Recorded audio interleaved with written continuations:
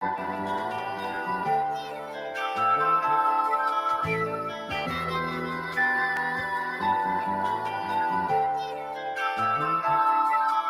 say I'm godly, sunk in the car seat, cruising the mob deep. Money, I keep it all in the family, like Bunker Archie. Poverty scarred me, had me bringing guns to a party. A 38 special that my cuz got from the army. That was 93, so some mischief.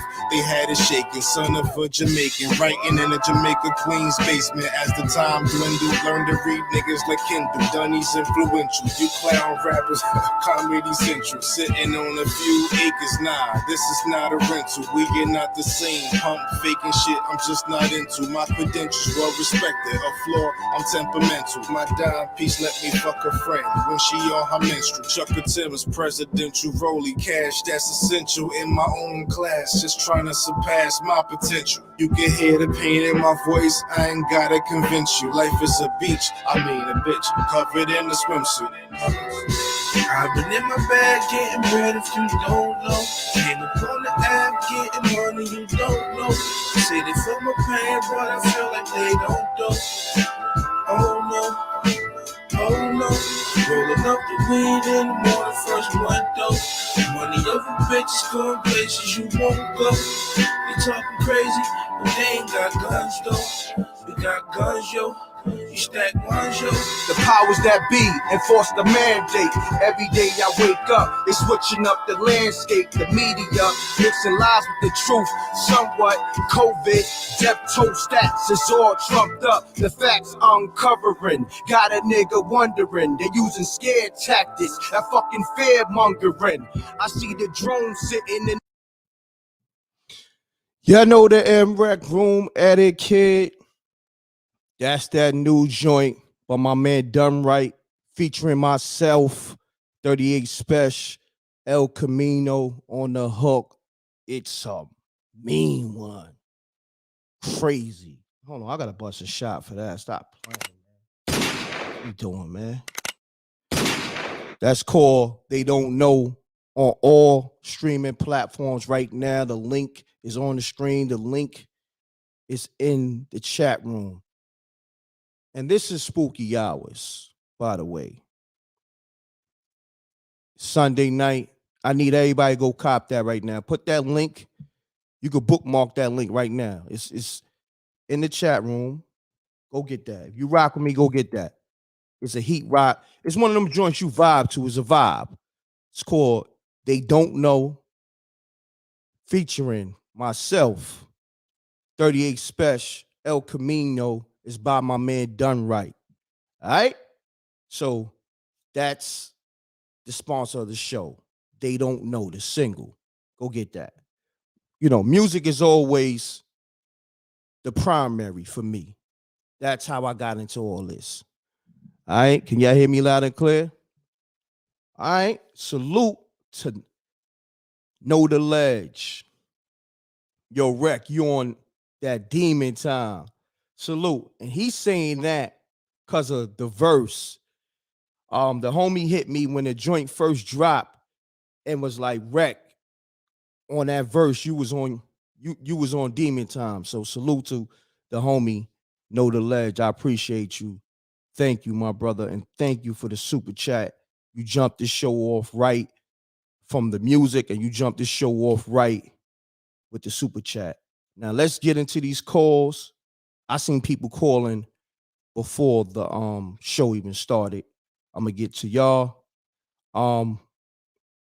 It is what it is. Salute to the Wreck Mob.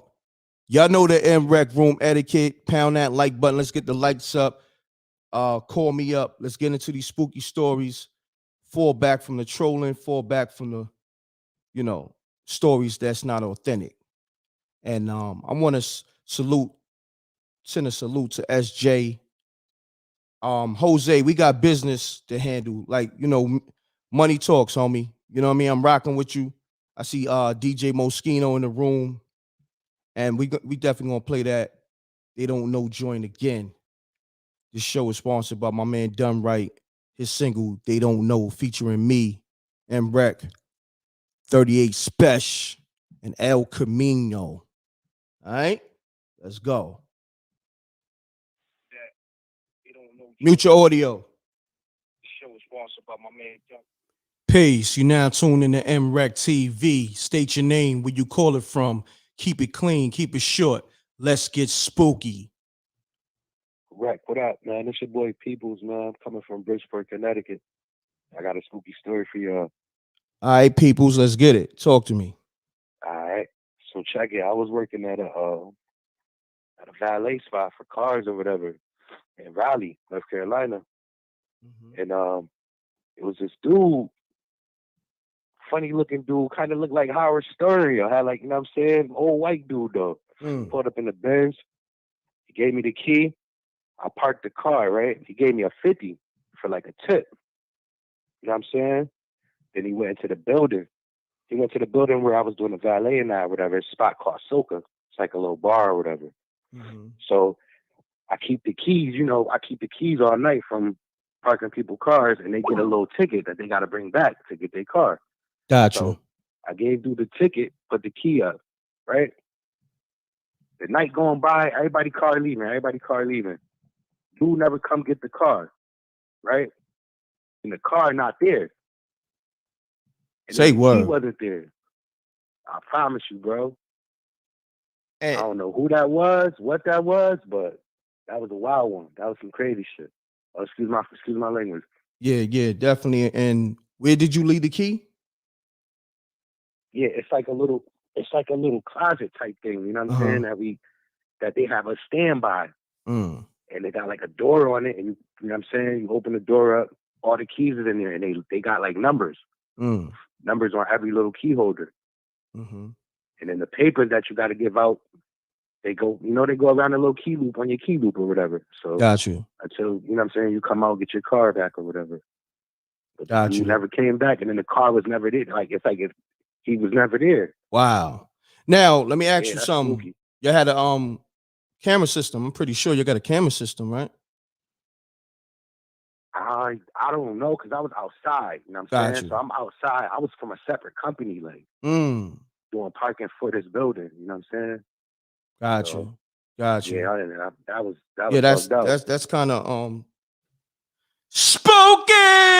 You know, we're gonna hit you with that spooky. Yeah, you set the show off right. Word. You jumped the show off right. So salute to you and all that. What's your name again, fam? Peoples. My peoples, man. Thanks for calling. Good story. Right. I appreciate you. Good looking, bro. No doubt. Right. Salute. Shouts to peoples, man. It's spooky out here, man. You got these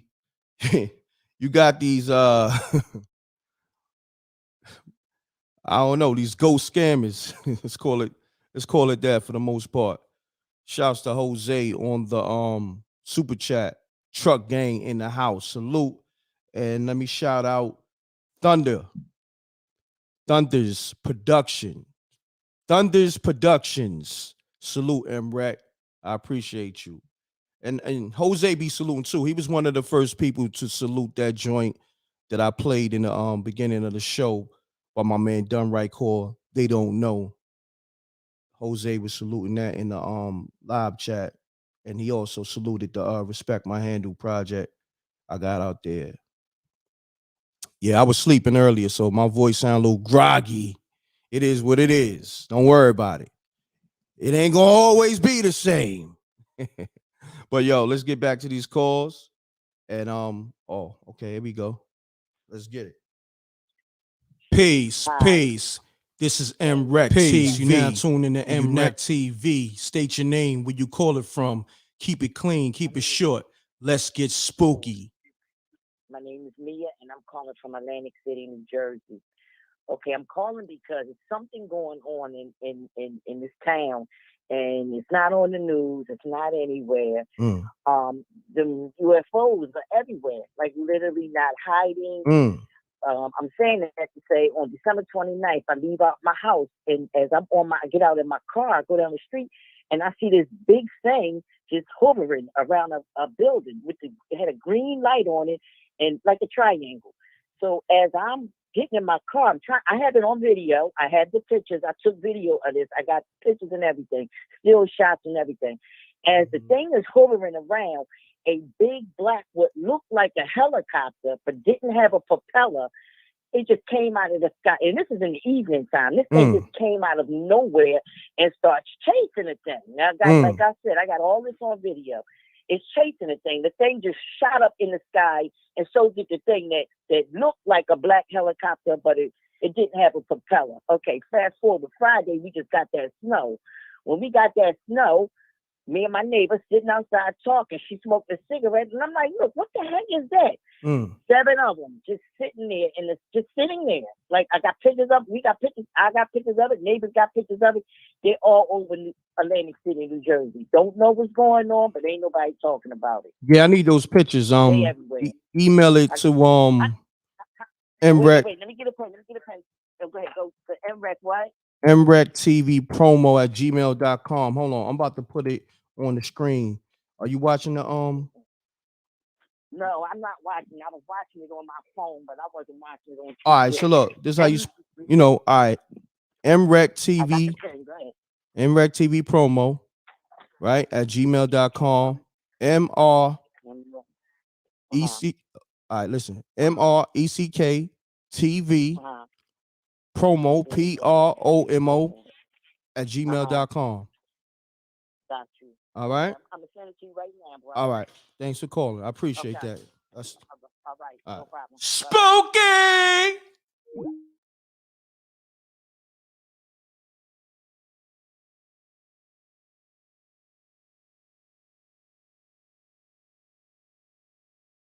Yeah, that's a little spooky. She said it's UFOs. I think she said all in Jersey, I believe. Call me up. 310-598-2974. This is the livest show. Let's get it. Y'all know the m.reck room etiquette. Pound that like button. Shouts to everybody on the super chats. Salute to the Wreck Mob. I see y'all. That joint they don't know is out on all streaming platforms too. By my man Wright featuring myself, m.reck, 38 Spesh, Elcamino. Is a vibe, is a banger. Go get that. Shouts to Miss J. Let's get it. South Central, Los Angeles, in here. Miss J always support the super chat, always support myself and the whole m.reck TV situation. All right, let me get to these missed calls. Pardon self. I got voicemails too. Let's get it. Spooky story. I'm not wasting your time. Spooky story, man. I'm going to call some back. Mansa Musa. Salute. What's up, Rick? What's up, King? Peace. Salute. Peace, King. Salute. See, I got you locked in. You heard? I know. I love it, man. Yeah. I'm at work, so I'm going to make it quick. But I had to pull out back. I told you I'd be having you in my ear, man. Okay. No doubt, my brother. Salute. Salute. Talk to me, man. Let them know. Hold on. Let them know where you from. I know where you from, but let them know where you from. Lifestyle, Gaffney, South Carolina, man. If anybody from Gaffney, you know the place that I'm talking about. The place that I work second shift at, I'm at work now, parked in the back of my forklift. It's called Payco. It's a funeral home right directly in front of us called Genesis. I'm finna give you three true stories in under 3 minutes that just happened recently with this spooky place that I work at. I got plenty. You ready? Let's get it. All right, the one that happened recently, a guy started working out here 3 weeks ago, white dude. And we was telling him about the funeral home connected to us. So this dude worked the first break. So we come in at 4:30, we get off at 1, but our first break is at 7:30. So we was wondering why the dude left before first break. Because we got bathrooms in the back and bathrooms up front. But the bathrooms in the back is the ones that spooky because they closer to the funeral home and it's dead quiet back there. So kind of find out the dude cousin worked here. And we was like, man, find out what's up with old boy. He had a good job. Why he quit? Kind of find out this dude said he went to the bathroom back there and he seen somebody wave at him. He thought it was a supervisor or something because he knew. He said he started walking toward this thing and it turned around and disappeared. He said it scared him so bad he left his job, bro. The dude told us the next day what his cousin said. Damn. Spooky! So that's one. I'm talking about real spooky, bro. Genesis, if you know anything about Payco and Gaffney, you know, Genesis Funeral Home sit right in front of it. So another one that just happened to me recently, my grandma passed on January the 8th. Oh, my condolences. No, January the 9th. My bad. January the 9th. My grandma, Miss Dora. Anybody know Miss Dora from Gatton? That's my grandma, 97. My condolences, so, man. Appreciate it, King. No doubt, So, King. Saturday, I'm in the bed chilling. You know what I'm saying? I went out, had my good time. I'm in the bed chilling. It's about 3:30, 4 in the morning. You know them late spooky hours. Yes, sir. So, my third eye open, which I told you once before about the spooky stories about me seeing that girl at that house and whatnot. And then my third eye open and everything now. So, I see spirits. And I sense stuff. I see people auras. I can tell if they're good or bad or what's wrong with them. But anyway, so I'm sitting up in the bed watching TV, bro, and I hear a little crackle because my bathroom door I always keep it open. I hear a little crackle. No lie, bro. I see my grandma look dead at me and just smile. Wow.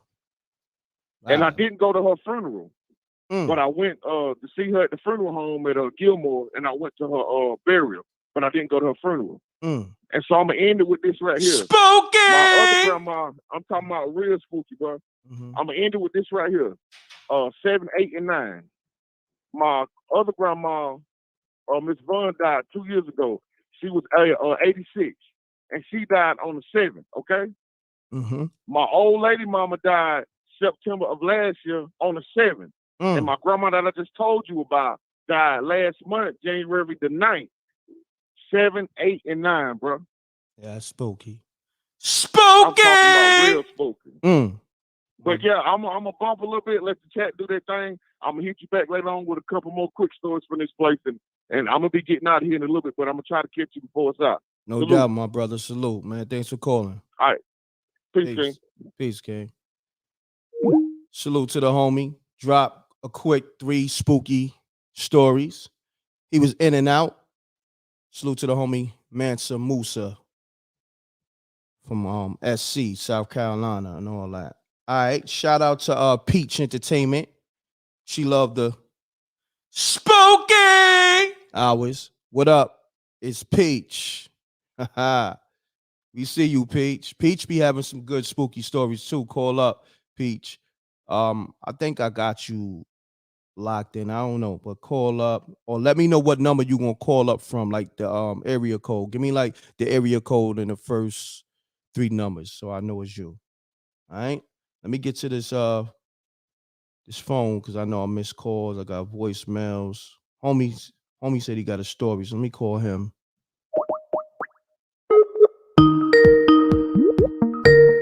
Pound that like button.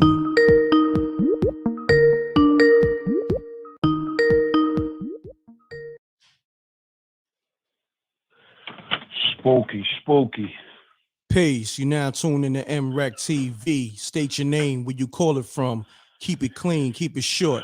Let's get spooky. Yo, this Big Weed, man, out of Danbury, Connecticut. I mean, I'm like an hour out from the city, man. Okay. I've been wanting to say this for a long time, man. You know, I'm from up this way. You know, as a lot of black people, we got a lot of family in the South and what have you. And you know, I had an aunt that lived in Louisiana. So boom, my mom's had moved down there. I mean, and I eventually moved down there too. But if it's anybody that's listening that, you know about the spiritual realm, you'll know in that area like Louisiana is real strong over there. You know, a lot of unseen things, a lot of superstitions or whatever. But so let me get right in the story. So I'm living in these projects. This was like maybe an hour out of New Orleans, Lake Charles, Louisiana. I'm living in a project. Now it's a project, but it got a little creek that goes into a river on a 90-degree angle going across, you know, around the project in a 90-degree angle. So it's a lot of, you know, people that's involved in the craft that's in that area. We all know that. So this is about 80, I'm 40 years old, so this is about 88, like 1988. So I live in this building with my mom. I'm on the second floor. It was a lady that was like, kind of strange or whatever. She lived on the first floor.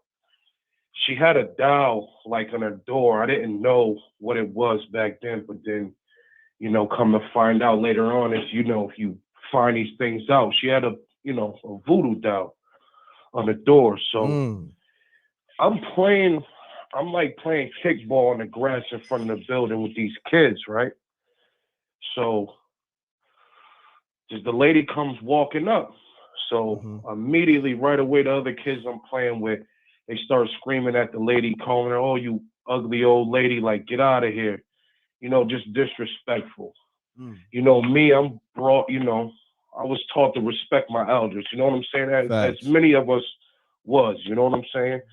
So me being me, I was always a big kid, so I stopped and I started yelling at the kids, don't yell at the lady or whatever. And I ran up to the old lady, right? And I like hugged her, but I like looked her when I hugged her, like gave her a hug, like it's gonna be okay. Like I looked in her eyes and like it was like a weird look. It was like a strange look she had in her eyes, Wreck. You heard? So dig it, right?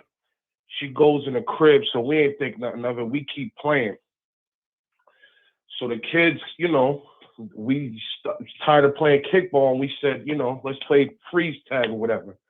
Now, keep in mind, on this 90-degree angle, the river and the creek I'm telling you about, you can run over the creek and go up in the woods because, like, it was a project surrounded by a wooded area. You know what I'm saying?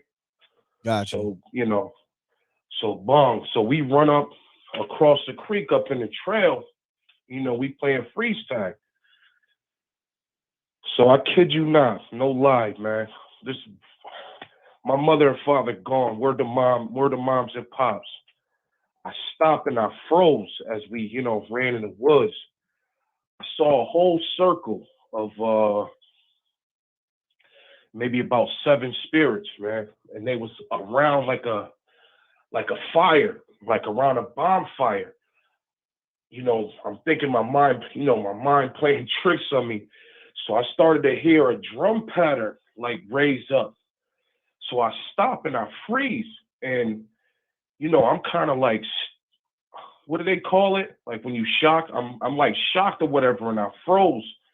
And, all the other kids is just playing, still playing. And they stop and notice I'm frozen. I can't move. And I'm just watching what I'm seeing. It's about 7 spirits. They was like moving around and it was a drum pattern that came. And the fire, it was something about the fire. It wasn't a regular fire. It was like a blue flame, and the 7 spirits that was going around, I couldn't really tell if they was like African or Indian or both or a combination of both. But come to find out, I didn't know that as a little kid, but I got older and those 7 spirits that I saw had to have been like what they call the 7 African powers, in the Santeria religion or, in religions of the craft, there's 7, natural forces, Gotcha. that could be worked with. And I saw them and like I froze and the kids, like the kids like you all right? The other kids I'm playing with, they're like, you all right? And I'm like, you don't hear that? So by them telling me like, to wait, to snap out of it, I kind of snap out of it. And I dashed back out the woods. I was out. I dashed because, that shit was spooky. Gotcha. So, yeah, that's definitely spooky. Word up. So, as I ran out, I heard, like, I'm still hearing a drum pattern. I'm like, y'all don't hear that? And they're like, nah, none of them heard it. That's how I knew, I didn't know then, but I knew after that was meant for me to see and hear. None of those other kids. And it was because I went to that lady, man. And like, I ain't gonna front. Like, I've been like frightened ever since. Like, I didn't sleep for a long time. Like, I didn't sleep well for a long time after seeing that. But so let me ask you this, all jokes aside, because I was letting you rock. Right. Was you doing a ritual during the time you was on the phone? Because I kept hearing you rubbing your hands with the lotion. Is that the Birdman ritual?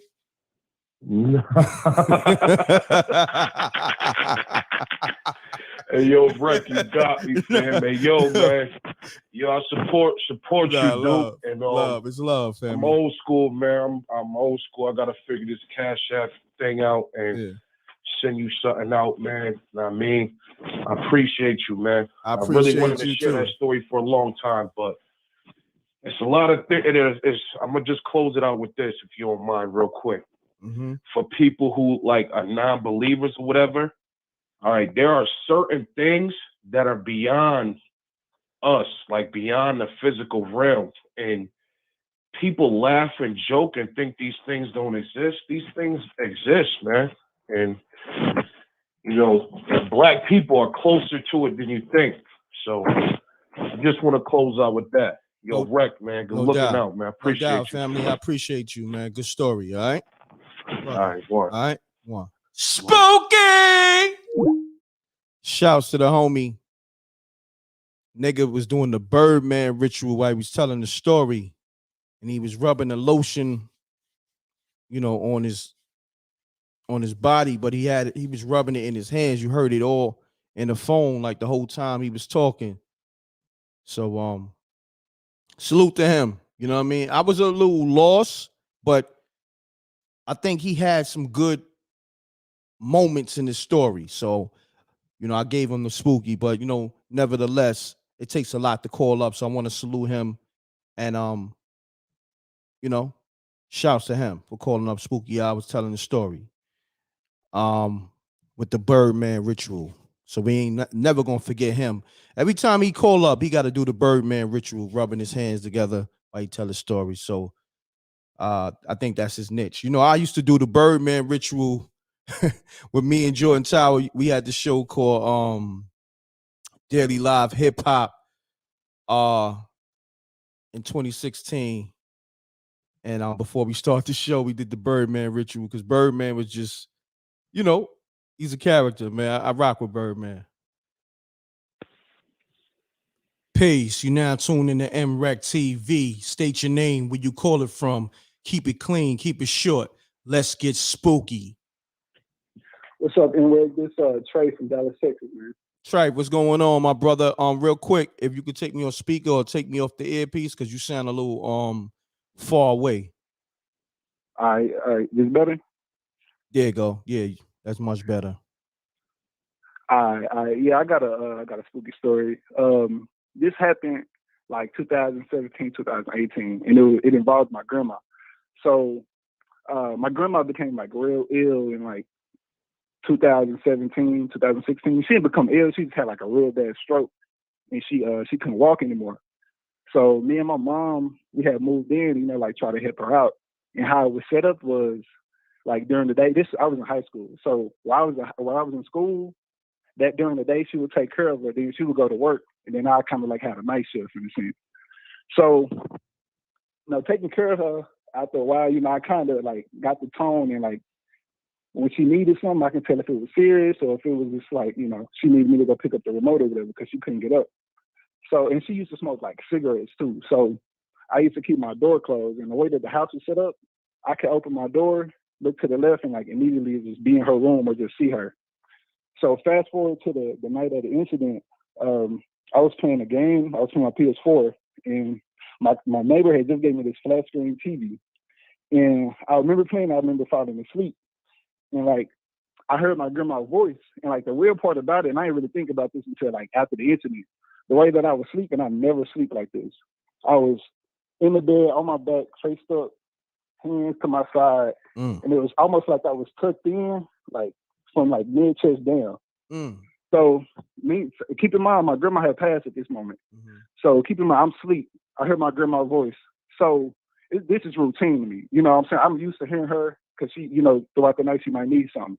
So without a question, I just get up and try to go see her. But I couldn't get up.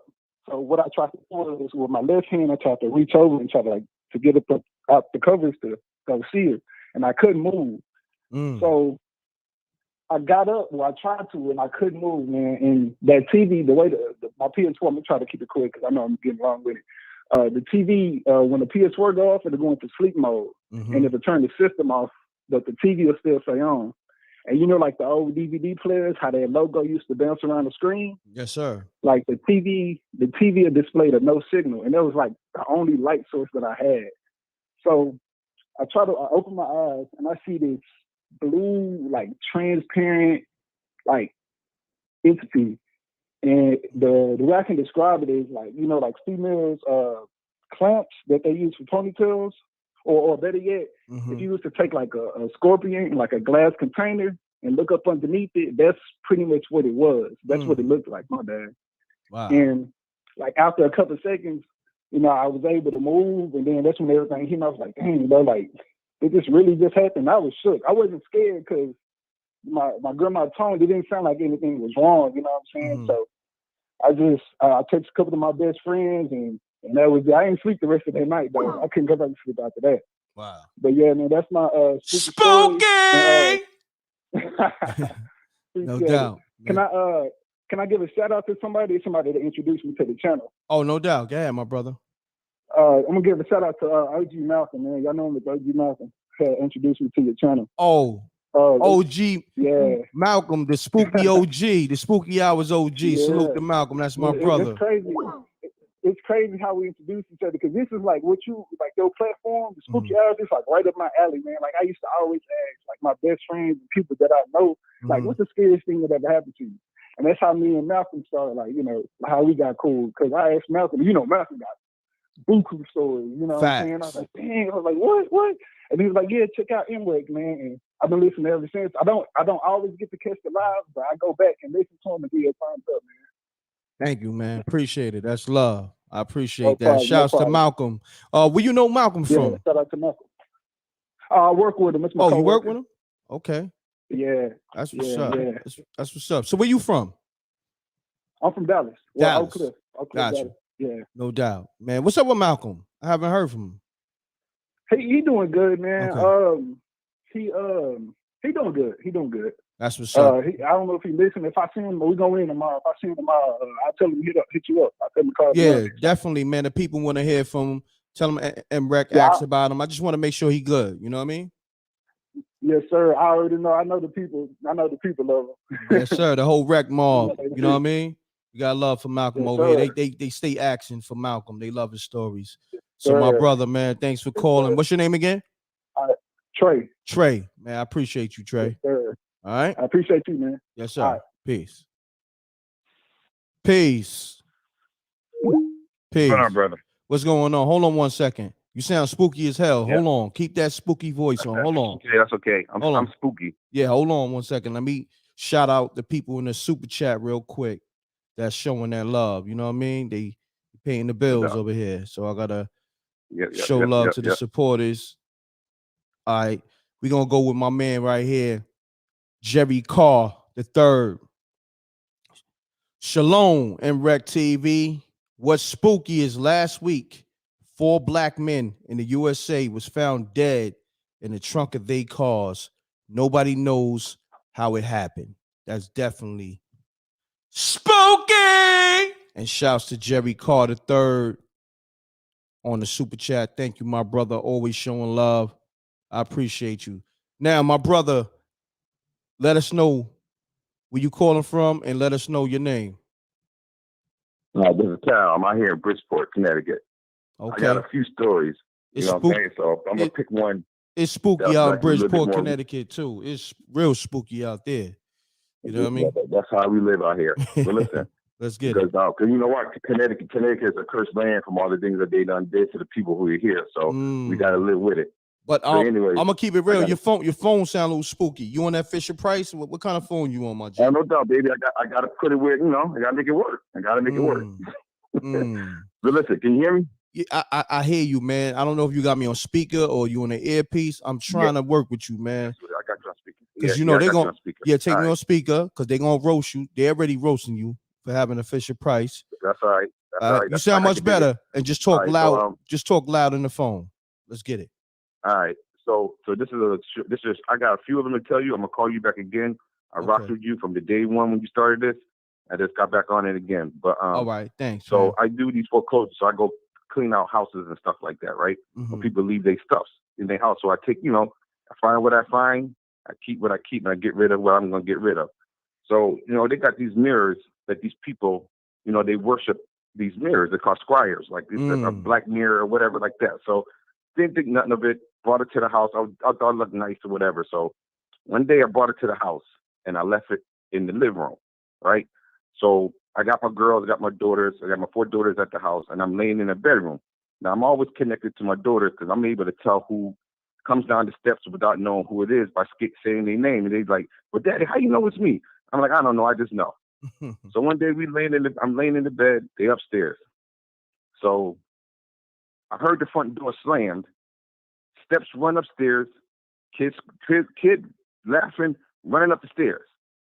And I'm like, I called up my youngest daughter because it sounded like her. I'm like, "Georgia, what you doing?" Like, "Where you coming from outside?" And she's like, "Dad, I'm already upstairs." She was like, I was like, "Well, girls, who was that?" She said, "Daddy, you didn't hear that?" I said, "Yeah, I heard it." It was like, "It's been happening for the last few days, and you just hearing that?" I was like, "Well, what is it?" No, she said, "I don't know. We just keep hearing somebody running up the stairs and slamming the door." I was like, "All right." Wow. She said, "Daddy, I think it's that mirror. You need to get rid of that mirror." It was like, "Yo, you need to get rid of that mirror." I'm like, "For real?" As soon as I got rid of the mirror, brother, no more noise. And this is the first time I heard it, but they said it was happening for 2 days before I heard it. The little kid slammed the front door, ran up the steps, laughing, running up the steps. And they was hearing it for 2 days in advance. I'm like, "Yes, sir." And that's why I stopped taking, because people worship and call out demons through the mirrors. So that's why I stopped doing it. Because I was like, "Wow, I'm good. I will never take nothing from somebody's houses." Because I'm up here in Connecticut in these mansions and they're doing foreclosures and stuff like that. So I just pick what I want. Oh, hold on. I was like, "I'm good. I'll never do that again." You went to real estate, family? Yeah. Yes, I am. Oh, we got a bill because I got real estate in. Oh, dang, I ain't like to put that out there. I got real estate in your part of town. So, yo, look, I'm gonna lock you in. What's your name? I mean, yeah, what's your name and your? I got the number. My bad. What's your name? Cal, C-A-L. C-A-L. I got you, Cal. I'm locking you in. Yes, sir. I'm gonna hit you behind the scenes, man. Well, then I got. If I got a few more minutes, I got another one. Okay, good. All right, so this is gonna be a quick one. So you know how you come off the highway and you got that little hump. You drive, you catch that little hump that like you float. The little that little hump. So at the bottom of the exit, there's like a green light. There's a stop sign, a stoplight. So you get the green light, catch a little speed, catch a little hump, and just go. I swear on everything, brother. I do it. 90% of the times I take that green light. This one day, the reason I'm sitting here talking on the phone with you right now, something told me don't run that light. I swear on everything, brother. I stopped. Motherfucker just blew the light. Pew! And I swear, I think it could have been a spirit because I stopped. I stopped at the green light at the bottom of the ramp. The dude the shop right dude ran his red light, would have took me out. I looked at the car going down the street. I'm like, yo, that's to me, out of all the things I went through, that's the only thing that tops it all. I saw that mirror. That's the one that tops it all. Because the reason I'm sitting here right now is the fact that the Most High, whatever you want to call it, said, don't run that light. I stopped at that green light, and the dude ran his, and at 100 miles an hour, just went straight through it. He went straight through it. Didn't even have no regard for that red light at all. Just went straight through it. Pew! But that's it, brother. I'm glad I got this off because I got a few of them to tell you about what I do. So I may call again in the future, but I made it through this time. No doubt, Cal. Appreciate you calling, man. That story about the mirrors, the black spooky mirrors, was definitely spooky. Yeah, man. And I advise everybody. Got my number.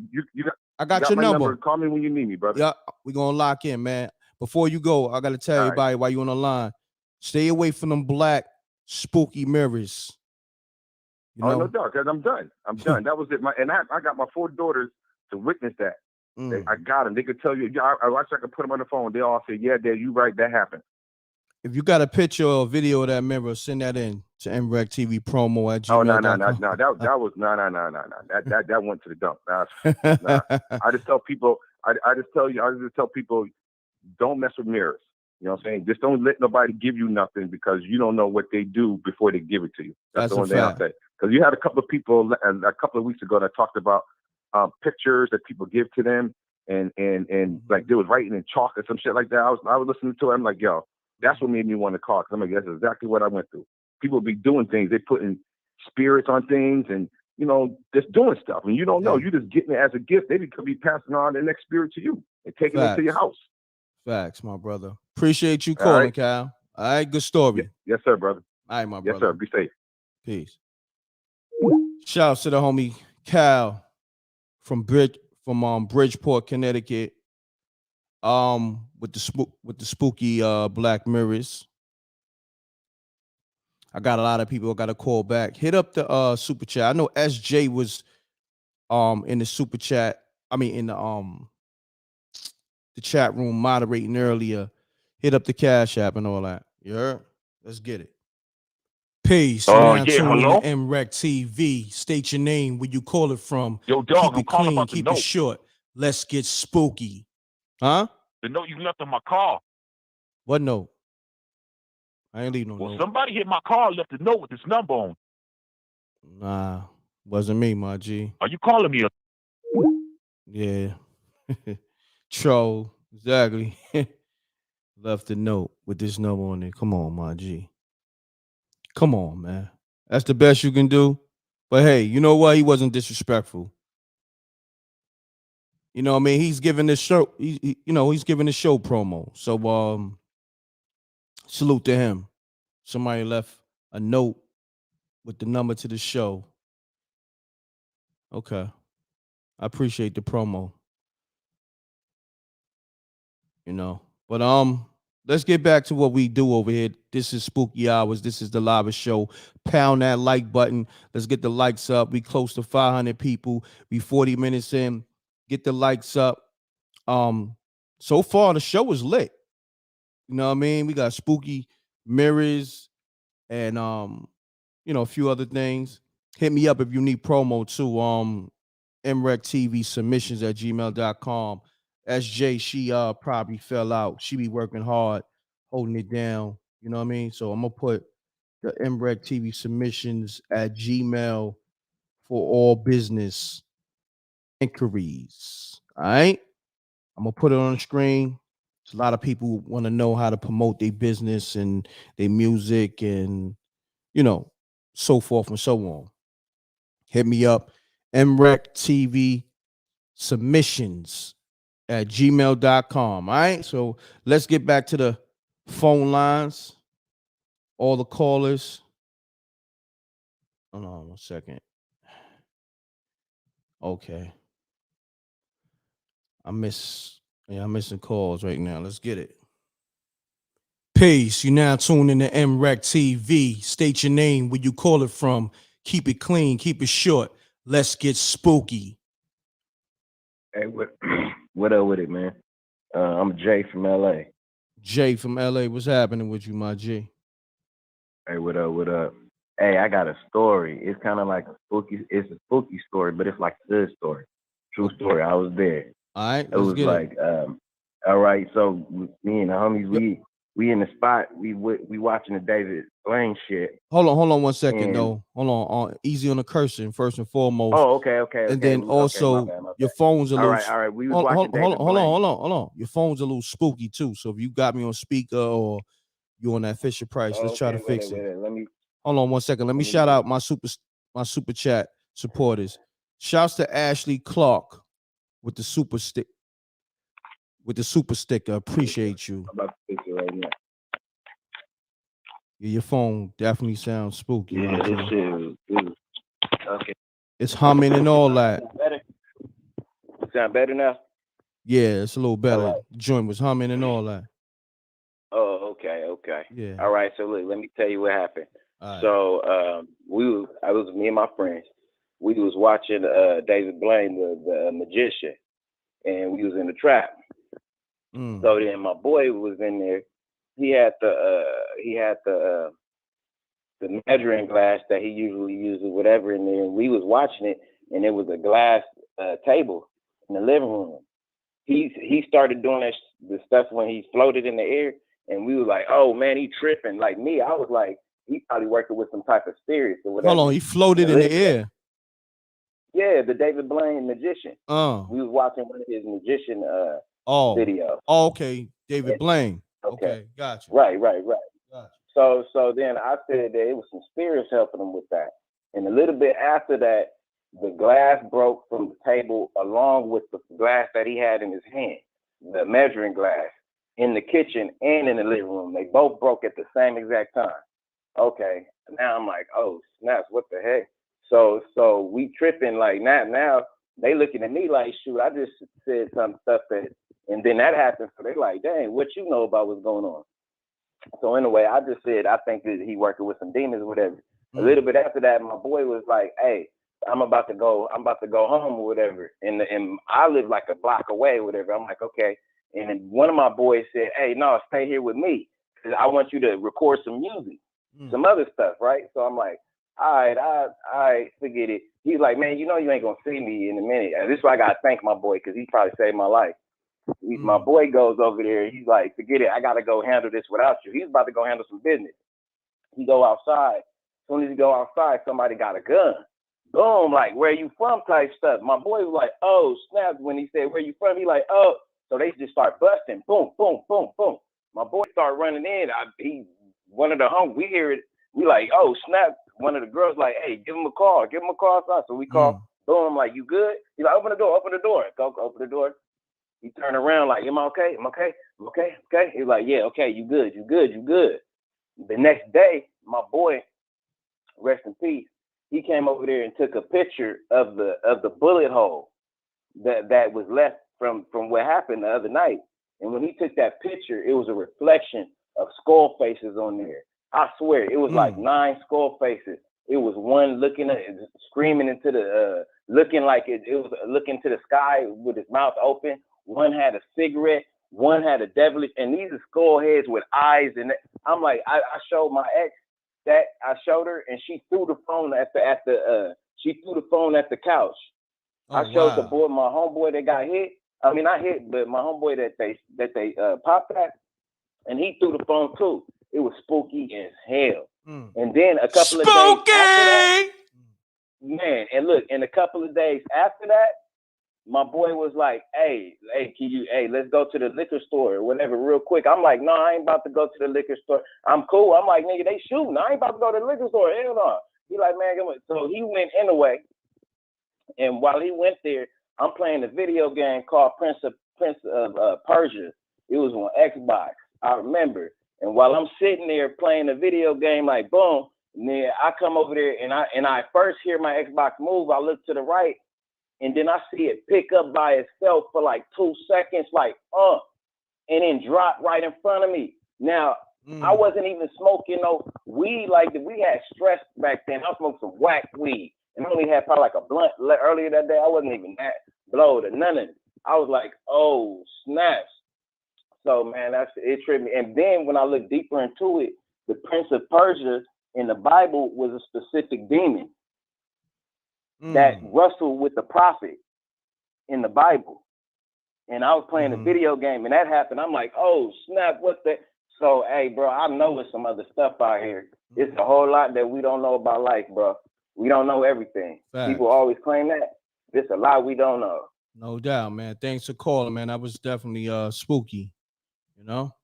Appreciate you, my brother. Yeah. Spooky! My man. Shouts to the homie, man. Not only he had a little spookiness in the story, but his phone was hella spooky. You know what I mean? So we got to hit the spooky again for his spooky ass phone. Spooky! You know what I mean? We work through it though. You know, usually we roast them. When you got a trash phone, you get roasted up here. But shouts to DJ and what? Hilltopglove.com is loving it. Spooky! Spooky. My man, pound that like button. Get the likes up, man. We got like 300 something likes. We got like 500 people in the room. Get the likes up to 500 or better. Let's get it, y'all. The like button is free. YouTube is trying to throw me out the algorithm, man. they messing with the views. They messing with, man. Every time I put up content, people say they're not getting the alerts. So I need y'all to smash that like button. I need y'all to share this live because YouTube, they definitely trying to throw me out the algorithm because they do that because they don't want you to get a certain amount of money. You know what I mean? When they see you getting a certain amount of money, they want to start playing with your numbers and your subscribers and everything else. All right. So I need y'all to definitely support that like button and the super chat and everything else, Cash App and PayPal. So let's get to another story. Let me get to the phone lines. I appreciate y'all. Salute to the Wreck Mob. I got some missed calls. Let's go.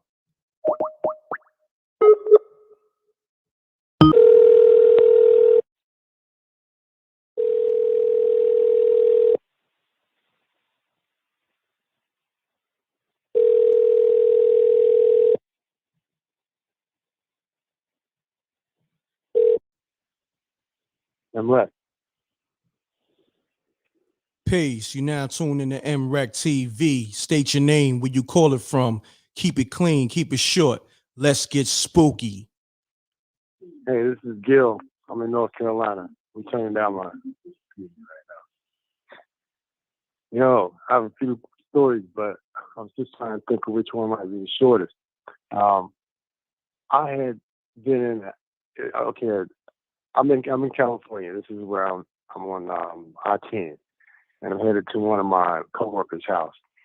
And a 18-wheeler rolled up beside me. Now this is bumper to bumper stop traffic. 18-wheeler rolls up beside me, clips off, and he's coming to a stop because he can't go anywhere else. But he clips off my passenger side mirror, right? Mm-hmm. And so I pull over. He was trying to leave. He couldn't go anywhere, but he didn't want to stop. I pull over. I call the police. And as I turn around and look at the exit that we had just passed, there's a cop sitting up right up the exit. He saw the whole thing. Okay, so eventually he comes down and another guy comes down. They come down and they're like, yo, what happened? I told him what happened and everything. And so this guy they have to go through this process because he drove for a trucking company. And, they have to drug test and all that. So that was just the day before. The next day, I'm at my tech's house, my coworker's house, and I leave there and go to the hotel. And early in the morning, so I get up and I got to go to the police station because I got to get a copy of the report. Just so it happened, the hotel I'm at is I think it was 2 miles from the police station. I pull out of the hotel and I go to the intersection. I'm about to go through. I go through the intersection after the light changes, and this dude was standing on the right side of the road, of course, on my side of the road, and he's holding a pair of shoes in his hand. He's barefoot, and a pair of jeans and a t-shirt. I start across the intersection. You know how you punch the gas a little bit so you can make it. You're trying to pick up your speed. This dude runs out and tries to jump in front of my truck. And I'm driving an SUV. Wow. I swerved, and he ran into the side near the rear of my SUV. Boom. And I'm like, what the, and I'm just looking in my rearview mirror, and he's on the ground, rolling around like he's hurt, like holding his shoulder or whatever, right? So I swear I didn't go, but maybe 2 parking lots because I had to slow down. And I just found this parking lot, turn around the parking lot, came back down the street and didn't see anybody. Wow. That's crazy. That's spooky. My man. For sure. I went to the police station anyways because I was like, yo, you're not going to believe what just happened. I'm on my way to the police station when it happens. I tell the police, they say, all right, we'll get somebody to check it out. I'm sitting in the police station waiting for the report. He calls, they have somebody look, and he says, there's no one over there. I was like, wow. Wow. That's just one of my stories from California. But I'll call back another time, man. I love the show. Thank you, my brother. Appreciate you. All right, take care. Peace. Shouts to 500 people in the building on a late night. It's 12:30. Pound the like button. Get the lights up. YouTube is definitely playing dirty. Shouts to Doggy Diamonds. I think they terminated his channel due to a hack. So support him. Yeah, they threw me out the algorithm. They threw me out the algorithm, I believe, and yeah, I see a lot of channels that was getting wild views all the way down, they numbers and subscribers. I mean, what can you do? You gotta work through it. You know what I mean? You gotta work through it. Let's get it. Let me get back to these callers. I got voicemails and all that. It's Kenneth Ferguson, m.reck, calling from a few weeks ago. I want to tell you a story about the Southside Tavern where that...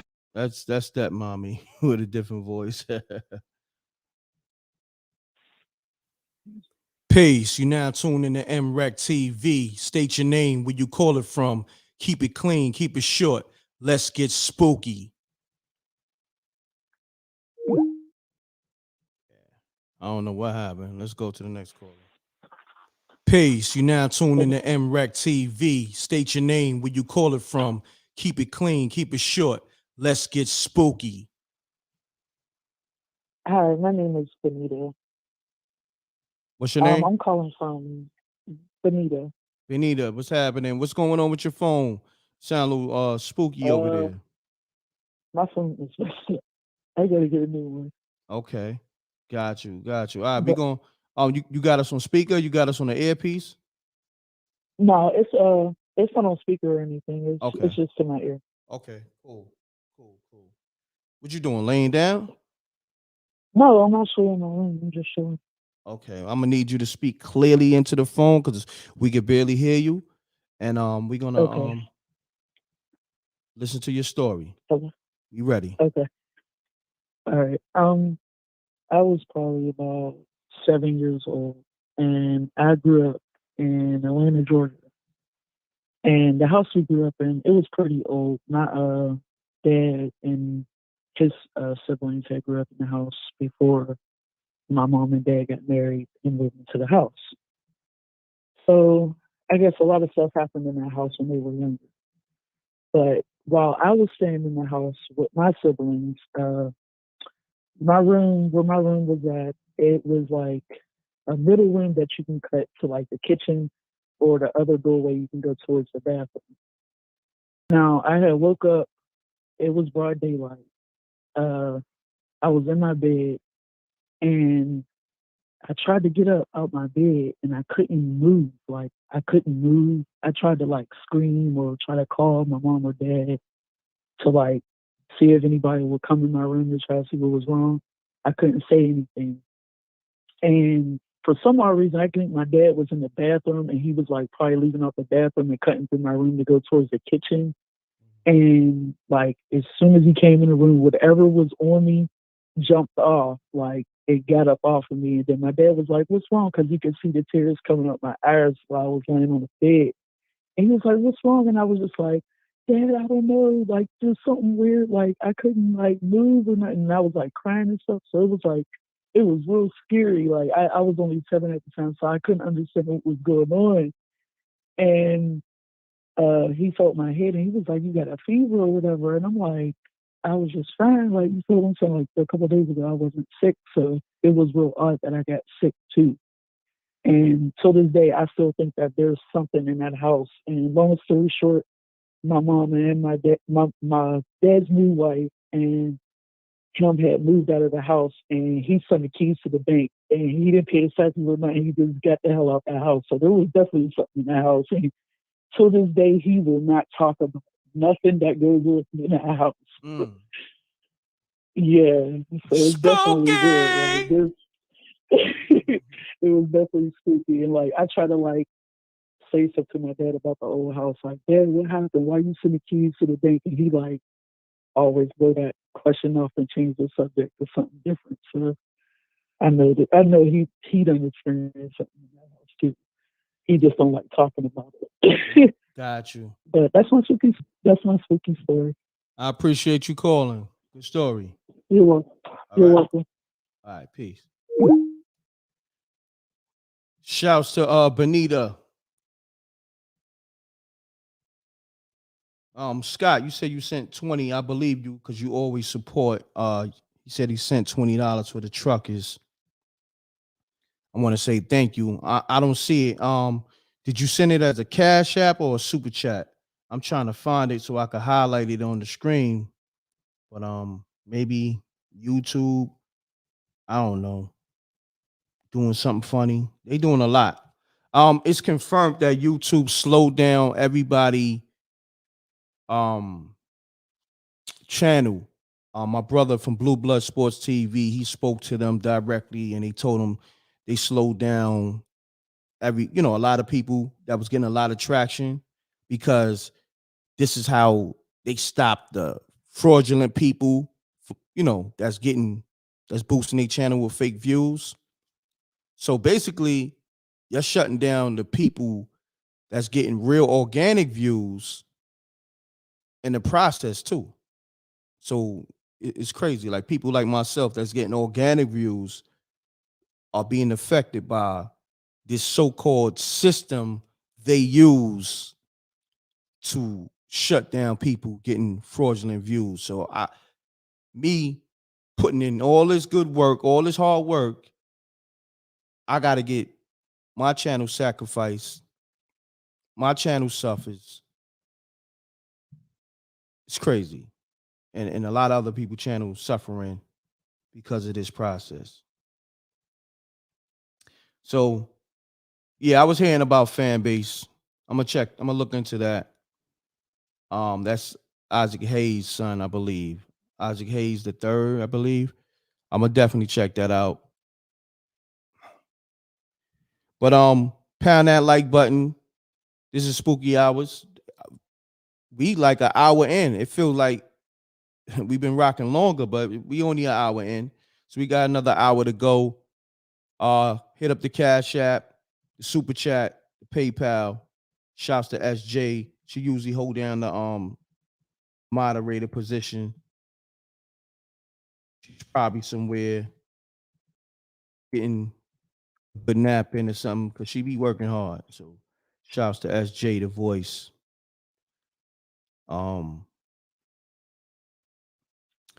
m.reck TV is the Cash App. I'm gonna take some more callers. Let's get to it. All right.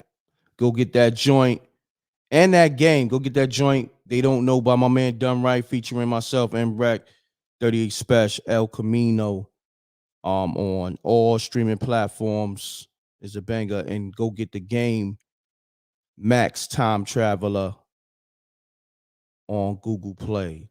Download the game for free, and you can get that song for like $1. So let's get it. Peace. Peace. You now tuned in to m.reck TV. State your name, where you call it from. Keep it clean, keep it short. Let's get spooky. Hey, m.reck, this is Peach calling from Delaware. Peach, what's happening with you? Salute. Nothing. I figured I'd call in and give you a spooky story. At least it was spooky to me. Okay, hold on, Peach. You changed your number? I thought I had you locked in. No, well, I have two phones, so I called from the other one and it said your number was unavailable. Oh, what? Right. Yep. Let me lock this number in too. Can I lock this one in just in case? Yeah, go ahead. Uh-huh.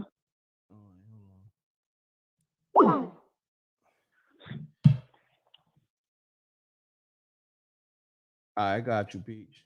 Let's go. All right. So, y'all know I see all kinds of stuff and I have spirits around me all the time. So this story goes back, it happened around 95, 96. I grew up in East Orange, which is, Illtown, Trenchtown, bridges all around us. You have to go either over or under to get to Newark. So I was coming from my friend's house. It was like 11:30, I'll say, and I wasn't supposed to be out that late. So I decided to go over the bridge. I'm walking over the bridge and I see two cars ride past me. I can remember it clear as day. It was a red Honda, and then I saw a taxi cab ride past going in the opposite direction I was going. So as I got near to the middle of the bridge, I felt something really sharp in my back, like a knife or a gun. I'm not too sure what it was. And a guy was behind me, and he said, when you get to the end of the bridge, I want you to make a right on the side of the bridge. And instantly, I was in fear. I'm like, oh, my God, I'm about to die. What is going on? Either he's going to rape me. I don't know what's going to happen. Wow. Yeah. So I walked a little bit further, and by this time, we was like a little bit past halfway the bridge. All of a sudden, I felt this like a strong whoosh on the side of me, and it said run. And I felt the knife or gun or whatever it was removed from my back, and I took off running. So I must have been running fast as I had to be, well, you know, when you're young, like 16, 17, you can you can run like that, but I was getting it. So something said, it's okay, turn around. And I turn around and I look, and the guy is still in the same position on the bridge where I left him, but he was bent over like backwards. And you could see him struggling to get up, but it was nothing there holding him. But you could see that he was pushed down. And I was in like horror. I'm like, oh my God, what in the world is going on? And I see him struggling. I hear him yelling. I hear him screaming. And I'm just like in horror at this time. Like, what is holding this man down? So finally, he could get up. Because he was bent over backwards. He finally was able to sit up. And I'm just looking in fear, but I'm further away where he can't get me. And he was like, he looked both ways, and then he turned around and started running back down the bridge. And I just ran all the way home. That was the craziest thing that I ever seen in my life. That's spooky. I would later find out the same guy tried to attack my aunt in the cab, but we will find out later on that we had an East Orange rapist in the area. Oh, wow. And he was getting women. He would rape them. Some women he would let go. Some women he would kill. Damn. So you was fortunate. I was fortunate. Something, a force, a ghost, or whatever, it saved my life. It saved my life. I mean, I didn't know what I was more scared of. If, I was scared because he, put the knife or gun or whatever in my back. But then to turn around and see a grown man bent backwards. Yeah, that's spooky. With his stomach in the air, and he just trying to get up and he can't, with nothing holding him. That was even crazier. Yeah, that's real spooky. That's crazy. Let me ask you this, Peach, because shouts to the homie Tony. He said, let Peach rock with another story. You got another story? Oh, yeah, I got several stories. Okay. I can tell you something that happened here in Delaware. Again, I see things. I just want to say to everybody, for those that don't believe in beings that's not from this planet, then you need to get over that because they are here. So, Peaches, real quick, let me ask you this. You see dead people? Yes. I see dead people. That's spooky. I see things from people if I'm talking to a person, I'll get flashes or images. Sometimes it'd be their future stuff that they're going to do or something, a message that someone wants them to get.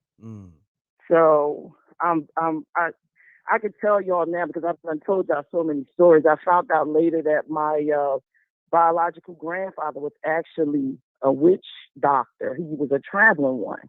And he used to go around doing spells and different things like that. So my family believes that I got that from him. Wow. To be able to do all that stuff. Hold on 1 second, Peach. I just want to say this. I want you to continue on. I'm about to show the pictures of the female that called earlier with the UFOs and all that. So, Peach, tell your story. So while she's telling the story, I'm gonna be putting on the screen the UFO pictures. All right? Continue on, Peach. All right. As you know, I'm a nurse, and I've told y'all stories about me on my job, but I went to Orient for this Mexican little boy. It was me and several other nurses. And I went inside the house, and we were waiting to be oriented by this lady and another guy that was there. He was from Africa. So I go inside the room with them, and they're talking about the case. And I'm just looking, and I'm looking at the lady, and I'm like, why is she moving like that? She was moving really strange, like her arms just didn't look natural on her body. They looked kind of, I don't know, long. She just looked unnatural. So I'm standing there with the rest of the ladies, and it's like, okay, is there anybody interested in this case? And I'm like, yeah, why not? You know, I need the money. I could take the money. Who's gonna pass up, $35 an hour? I'll take it. So I stuck around longer. So the lady started explaining more about the case, and I happened to look up at her, and her eyes were like green slits, like it was white, and her pupil was just slitted down in green. So I'm just staring at her, and I look around, and I'm looking at all the people around me, and they're not saying anything, they're not noticing anything. So I start to walk closer, and the reason why I'm not scared is because I had an encounter with people from another planet before. So this time I'm like, okay, no, this time you're not getting away. I'm going to address this to figure out what's going on. So I started walking towards her, and the second time the African guy said, well, is anybody still interested in this case? And everybody wasn't interested, and I was the one that was still around, so she was just still talking. So I grabbed her arm and I said, what is wrong with your eye? And the lady was like, what do you mean? I said, there's something wrong with your eyes. Why is your eyes slitted down like that? What is wrong with you? What are you? And she started to try to pull away from me. And she was like, get off of my arm. I said, Miss, what is wrong with your eyes? There's something going on with you. You move funny. Your eyes are slitted down. Man. She turned around and she said to me, what do you mean what's wrong with my eyes? I said, I could clearly see your eyes are slitted and they're green. She said, but I got on contacts. How could you see my eyes? And I just looked at her. I said, no, I know it's something wrong with you. I know your eyes are slitted down. And she was like, but how are you looking through my contacts to see that my eyes is like this? So I just started yelling, and I'm like, what are you? What are you? Just tell the truth. It's okay. If you're here, you're here, but what are you?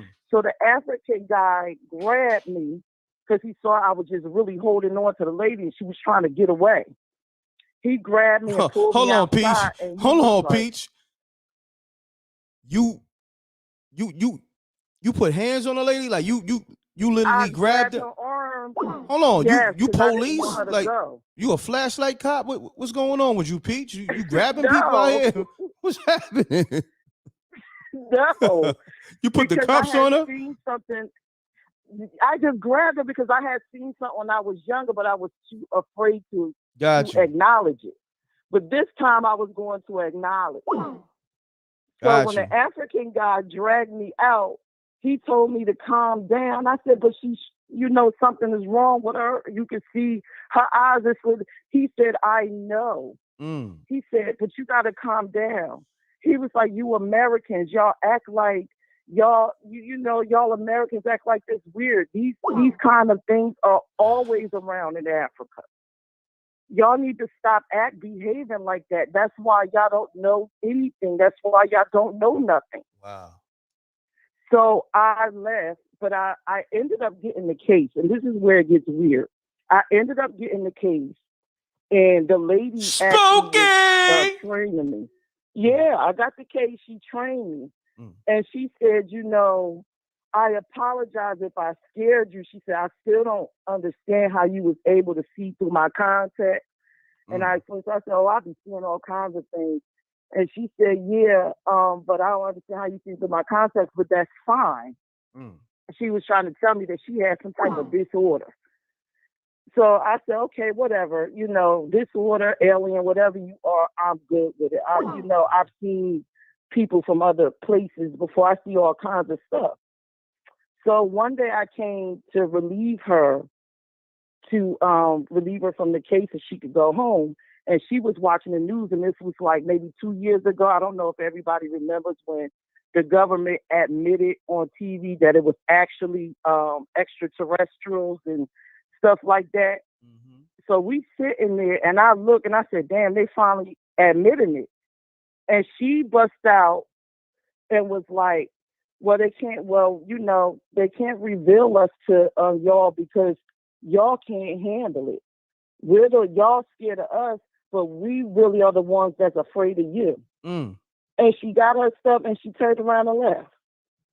Wow. And I just looked like, what in the... But that was my confirmation. So for those of you that don't believe in these stories about things that's not, human, they are here. They just look like us. They don't look like what, the sci-fi movies show you. Wow. That's a real spooky story. Damn, Pete, you went there. Whew. Wow. Yeah, and it's something that I wanted to ask you for a long time. I keep seeing you. I don't know if you planning something at a stadium or you're going to do something at a stadium, but every time I think of your name, I see you at this stadium. And what's so cool about you, everybody is waiting for you to come on stage, but as people walk up to you and say, m.reck, you always say, you know what, wait a minute. I got to speak to whoever because they're the reason why I got here. But I don't know if that's a scene inside one of your movies. I don't know what you plan on doing. Wow. But I've seen you at a stadium.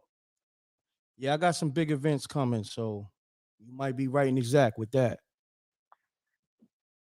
Yeah. I appreciate you. So everybody needs to support you because you are genuine and you show, in my dream, you always made time for the people. Thank you. That means a lot, Peach. Thank you. I appreciate you. 2 great stories back to back. Matter of fact, you always give us some good spooky stories. And you family to the show, so you more than welcome to call anytime. I appreciate you. I might call back later. Okay, Peach. Please do. Right. All right? Bye. All right, peace. Bye.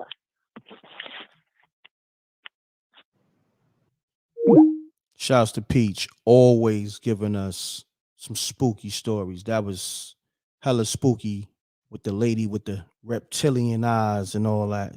Shouts to DJ Moschino. He's in the room. You know what I mean? We got the show Unsung Heroes with DJ Superior, DJ Moschino, and myself. Comes on m.reck TV.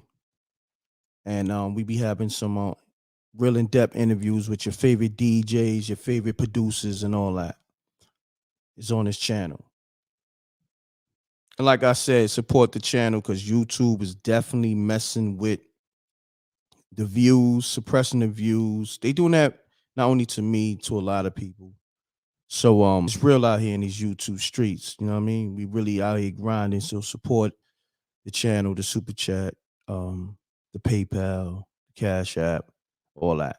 And I appreciate y'all. Salute to the Black Mob. A lot of people call. Let me get back to these calls. All right. I think Peach got the story of the night so far. What y'all think? I think Peach got the story of the night with the reptilian eyes and all that. Let's get it. Peace. You now tune in to m.reck TV. State your name, where you call it from. Keep it clean. Keep it short. Let's get spooky. Sam calling out of Seattle. What's happening with you, fam? Salute. It's not much, man. I just, I'm first time listening on the show, so I appreciate you guys taking my call. But I used to live in California. I'm only 33, but when I was young, I used to live in Inglewood, California.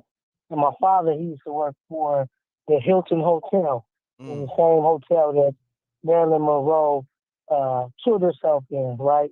Oh, hold on. That's And, that's spooky as hell. Hold on, I gotta hit the spooky on that. Spooky! But yeah, man. So hold on one I used to second. go with my father to the job all the time. Yeah, hold on one second. If you got me on speaker or you got me on the earpiece, take me off because I want to hear you clearly. Your phone sound a little spooky. All right, so can you hear me better now? Just a little bit. Let me try to raise you up. So Yeah, basically, man, I went with him one night to the hotel down there, and he got me a little room or whatever. And he was working there with my mom at the time. She was a receptionist there, and I was in the dining area, but everything was closed, right? And my mom was in the reception or whatever, and I was eating a sandwich or whatever. And we could hear the music. Like, when you go to a hotel, they play music in the background or whatever. Yes, sir. Anyway, so the music playing, it's like some old classic music, right? And my mom, she was telling me, like, look, I thought I turned the radio off, And so she went back to go check, and the radio was turned back on, so we turned it off, right? And I remember my pops came down there, and he's like, told me to go do a patrol with him around the area, because he did security for the Hilton. And we did that, and then we came back, and he's talking to my mom, and they talking or whatever, and the radio was playing again, you know what I mean? And my mom didn't notice it, and I didn't notice it at the time, but while they was talking, they started talking, she was like, hold up, like, did you come out here and turn the radio on for the lobby? And she's like, no. And it was turned on again. It's like, I thought that was kind of spooky to me, because I felt like that area was kind of like, full of spirits. Like, you can feel a lot of weird stuff out there, and then, so yeah, man, I just thought that was kind of spooky to me. Like, it was the time I experienced something like that for the first time. But I had another experience one time at my house. We was renting this home from this lady that we knew from church, and when we was moving in, her husband was still there. He was on hospice, and he ended up passing away in the house while we was moving in. You know what I mean? And when he moved out, we never noticed nothing weird. For a couple of months, down the road, I remember I was locking up the house and everything, and I was that day when my mom put us to sleep, she was like, "Yo, go lock up the house, stop playing around." It was me and my little brother. My brother was probably like 4, and we was playing around in the house, and she was like, lock it down or whatever. So I'm turning off all the lights in the kitchen and the back door, and I'm coming back, and I see my little brother run under the table, like he was still trying to play with me, right? And I'm like, yo, get out from under the table. Like, I could see his shadow of him under the table, and it was dark, you know what I mean? So I went to turn the lights on, and he wasn't there. So I turned the lights back off, and when I go look towards the hallway, I seen a shadow, like, of a man standing in the hallway, like a tall man, like darker than the darkness that was already around me, you know what I mean? And it just freaked me out, bro. Like, I just closed my eyes really quick, and I ran through it and ran into my mom's room. And she's like, yo, what's wrong? I was like, I just seen like a ghost or something, And I told her I think it was the man who had died in that house, Like, that really freaked me out. I don't know if any of y'all ever seen something like that, like in the dark, but the darkness is a little darker than that, like a silhouette, you know what I mean? I think that man was still in that house. Wow, that's spooky. I appreciate you calling. Spooky! Right? Thanks for All calling right, the man. show. Y'all have a good night. Have a good I'm night. still listening. All right, no doubt. Peace. You now tuned in to m.reck TV. State your name, where you call it from. Keep it clean, keep it short. Let's get spooky. Hey, m.reck, it's Elise from Milwaukee, Wisconsin. Hey, what's going on? You said Elise, right? Yes. What's going on, Elise? How you doing? Okay, so I got a spooky story. Hold on 1 second, Elise. Everybody, I need y'all to hit the like button. We close to 600 people, and it's 1 a.m. on the dot. Pound that like button right now. YouTube is trying to take me out the algorithm. So the like button helps with the recommendate,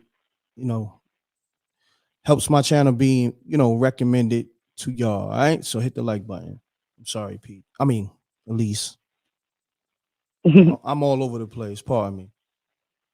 Okay. Continue on. So my story started, I think I was about in my early 20s, and I had, met back up with somebody I went to school with, and we was like in middle school, and while we was in middle school, I think he was raised in church, so everybody used to call him the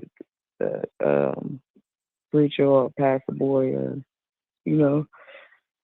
So I think we met back up probably in college when we both was in college. Hold on. You got on the phone and you yawning? What's going on? You laying down? Yeah, it's 12 o'clock. Oh, okay. It's 1 o'clock over here. 12. Oh, wow. Where you calling from? Wisconsin. Oh, Wisconsin. All Midwest. right. Continue Yeah. on. Yawning. Let's get So it. so we met back up like in college, and I think he invited me over, but like I said, I know everybody used to call him, pastor or preacher boy, because he knew the Bible in from out. He used to come to school dressed up with the little gaiters on and the little blazer. Excuse me. So we met back up, and we in college at this point, and he invited me over. And he's like, "Yeah, I'm going to school to do like masseuse and stuff." And so I'm like, "Okay." So I come over and I see the Bible, but then I see like three different other books. Probably one was probably the Quran. So I'm like, okay, and it was something else. Some other books I couldn't even identify. But and he got like these little crystals and stuff like that. But I'm like thinking maybe maybe into meditation or something now. So we started hanging out a couple times, and I invited him over to my house, and I guess our families had knew each other, so we all had a couple drinks and was chilling or whatever, whatnot. But at that point, I had a 2-year old son, and every time he see my son, like he liked to like his face didn't match his actions. Like it was like someone to jump out his body. Like he'd be playing with my son, but then like his eyes or his, I don't know, it was like someone to jump out his body. So that night we all hung out and we went to bed, and I put the boys to bed in the room. And you know how like you play a movie, and at the end of the movie, the screen turned blue. So that was like the only light from the that they had in the room was like the blue screen that was on the TV. So I know I put the boys to bed that night, and me and him in the room laying down. So I think I woke up in the middle of the night to use the bathroom, and you just creep past and check on the kids, look in the room. I had to go past their room to make it to the bathroom. So as I glanced over, I could see the um the blue screen from the TV, and I see the boys laying in the bed. But on top of my youngest son, it's like a little goblin or I don't know what the hell. It was like a little goblin creature hunched over him. And as he saw me look, he jumped off of him and ran into the closet, and I could see this as clear as day. Hold on. Spooky! I'm trying to get the understanding of this. So Duke spent the night Yeah, he spent the night. Oh, and okay. I woke up to use the bathroom. And it was weird because like I said, my son was 2, so okay, people want to you play with the toddler or whatever, but it's like when his actions never matched his face. Like it never matched. Like it was like someone to jump out of him. Like he was fighting something to jump out of him. Okay, and I don't so know what to but find out. I you guess got to rewind because you kind of like skipped over some things because Yeah, I skipped over a little bit. Oh yeah, yeah. So basically, you know, you and the homie, y'all did your thing, right? Uh-huh. He stayed the night. So now Mm-hmm. your son is sleeping in the same room while all this is. No, he's Oh, sleeping. They sleep in their room, oh, in a and room. I guess they Got was you. watching a movie before Got they you. fell asleep. Oh, okay. So the little blue screen came on, like dude said earlier, the little bouncing screen to go up and down, and that's the light. That's the only light they have in that room. But Got like you. his closet go back, son. It's like a little back storage space, and I walked past the room to check Mm-hmm. on them. And through the light, I could see this goblin-like creature hovering over my baby, like Wow. crouched on top of him. And it That's hopped off of him. I'm seeing this as clear as day. It that's hopped off of him and ran into the Spooky! closet. and ran And into the closet. I had to go back and look it up and to find out it is some type of creature like that. In That's mythical, however you say it, that you know that people have reported uh, seeing or experienced or witnessing or whatever. But for some reason, I feel like he had something to do with it. Like some from him playing with all that, straying from the Bible and uh, trying to mix or compare all these religions. Because I saw the books on his table. so. You know Elise, what I'm saying? you let a demon smash? I'm just saying, I'm,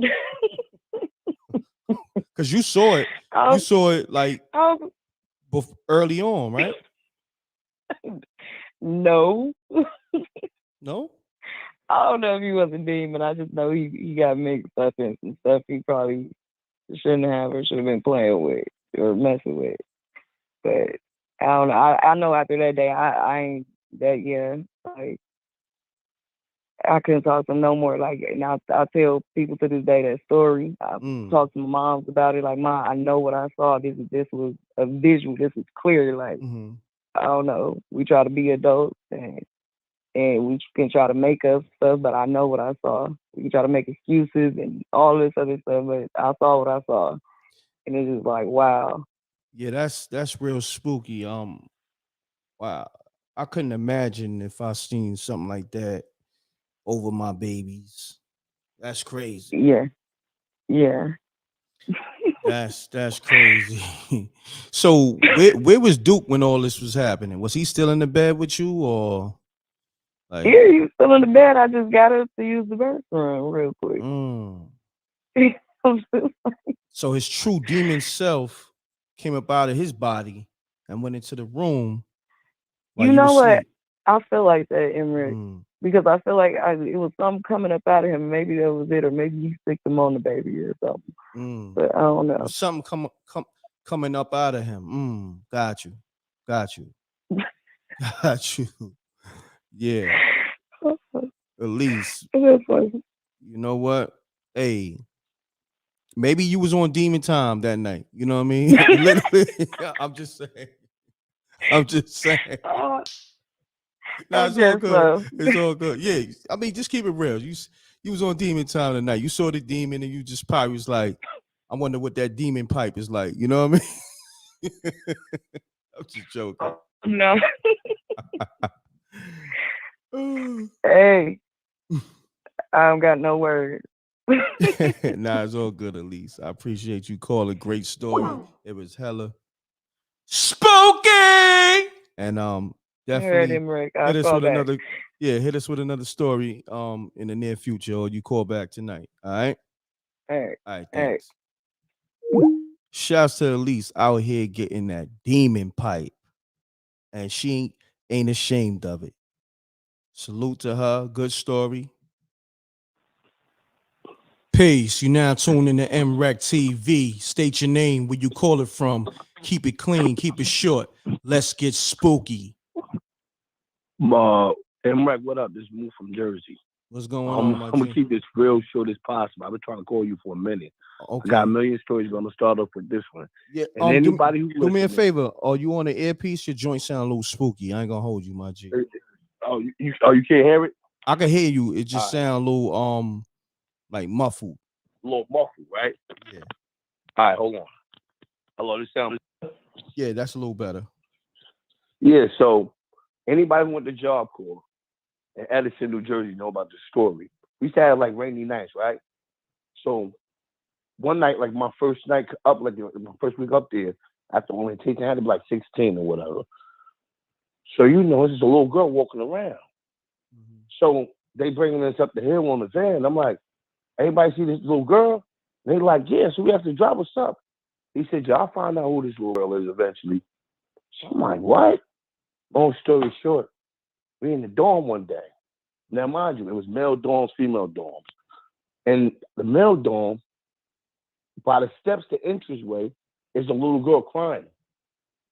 So immediately, mind you, ain't no kid supposed to be up here. But if you ain't 16 to 24, this guy had to be like in the 90s, the early 90s. Nobody was supposed to be up here. We go to RA, they was like, no, just go to bed. So we like, what? So we was like, all right, or whatever. Look for Shorty. Shorty gone. So I tell my homegirl on the next day that's in a dorm called Rosa Park. Anybody who's listening who went to job call, please call m.reck to verify this story. This is all fact. Say word. So on everything. So Allah be my witness. salute to all the homies that said that, man. Appreciate that. That's love. Yeah. Anybody who went to Edison Job Corps know this story to be a fact. That and the dead soldier. But I'm just going up the little girl. Okay, let's get so it. My homegirl. Long story short, my homegirl. This is just the basis of the story. So it's a rainy night. Little girl sits on the stairs. She's like, she's new to the dorm. Just this chick. She like, are you okay? Oh, where's your mother? So she goes running over. She's like, I'm looking for my mother now. She said, okay, just stay right here. So her clothes is always wet. So the RA and her walk back to the girl. When the little girl turned around, like half of her face is like burnt, missing. Dang. They like, oh, she just woke off, takes off and pill out. And Wright, I couldn't make this up if I wanted to. Wallah, he asked if anybody who's on your line or follow this story or hear this story, please call m.reck to verify. Edison, New Jersey Job Corps. That was like one of the million. You know what I'm saying? So man, I definitely call in and tell you the other stories. I see a few people saying Edison is spooky. You know what I mean? Yeah. Very spooky, because it was a military base. Yeah. But every time this girl looking around, she's like, I'm looking for my mother. Like, I'm looking for my parents. In the rain. So people became so used to it, but the new people were like, it's a little girl on campus. We used to like laughing in the morning in the lunchroom, like, or doing breakfast, like, yo, we'll tell you later. Like it was nothing. But for me, I'm like, oh man, this was real. But m.reck, good looking. No doubt. I got a few more stories. Good story, my brother. On another hour. No doubt. Good story, my brother. That was spooky. Spooky! Right. Salute. Shouts to the homie.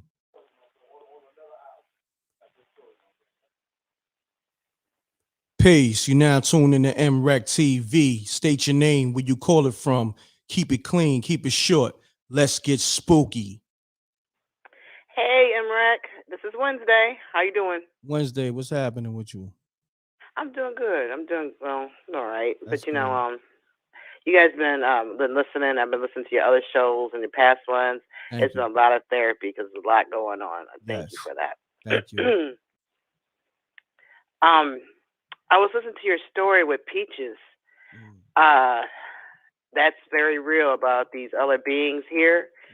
You need to check out Paradise, California. You remember that fire that came out of nowhere and houses and cars were just on fire out of nowhere, and then the grass will not be burnt up at all. It just fires just starting up. And I know that they said that there was lasers coming out the sky that was burning these people and homes and cars and dogs all up. Check that out. Damn.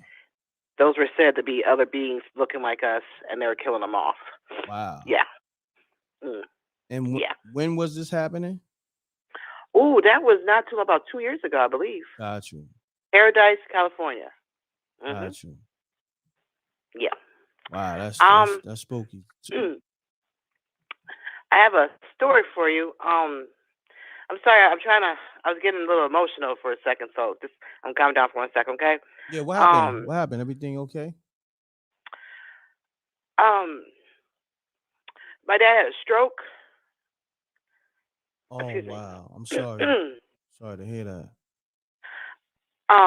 Before it happened, 3 weeks before it happened, I have what I call visions, and sometimes they come as dreams to me.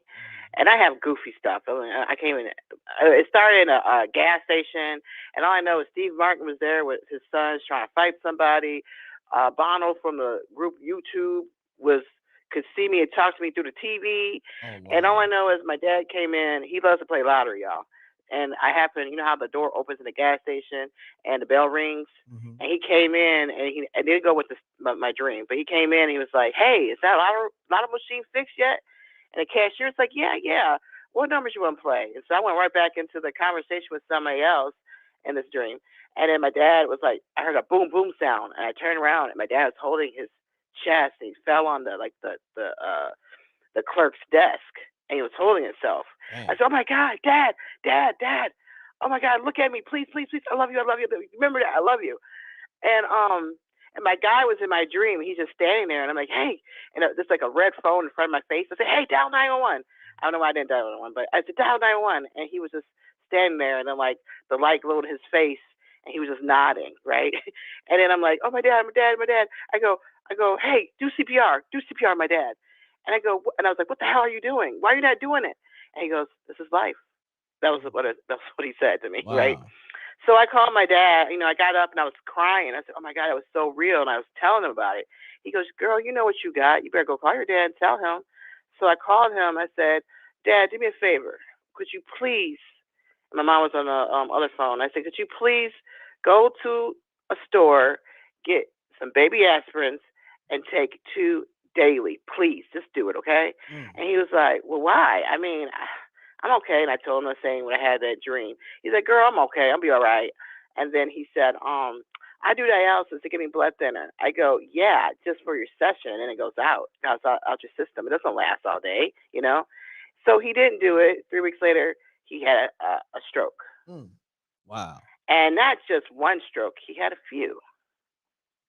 And some seizures now. But he's in rehab. And I don't know. You know what I mean?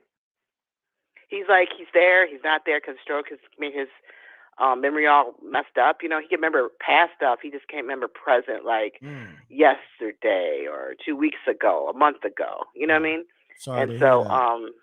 yeah, that wasn't the story I was going to tell, but that was I mean, what was going on. It's a real story. It's real life. That's it's a real life story.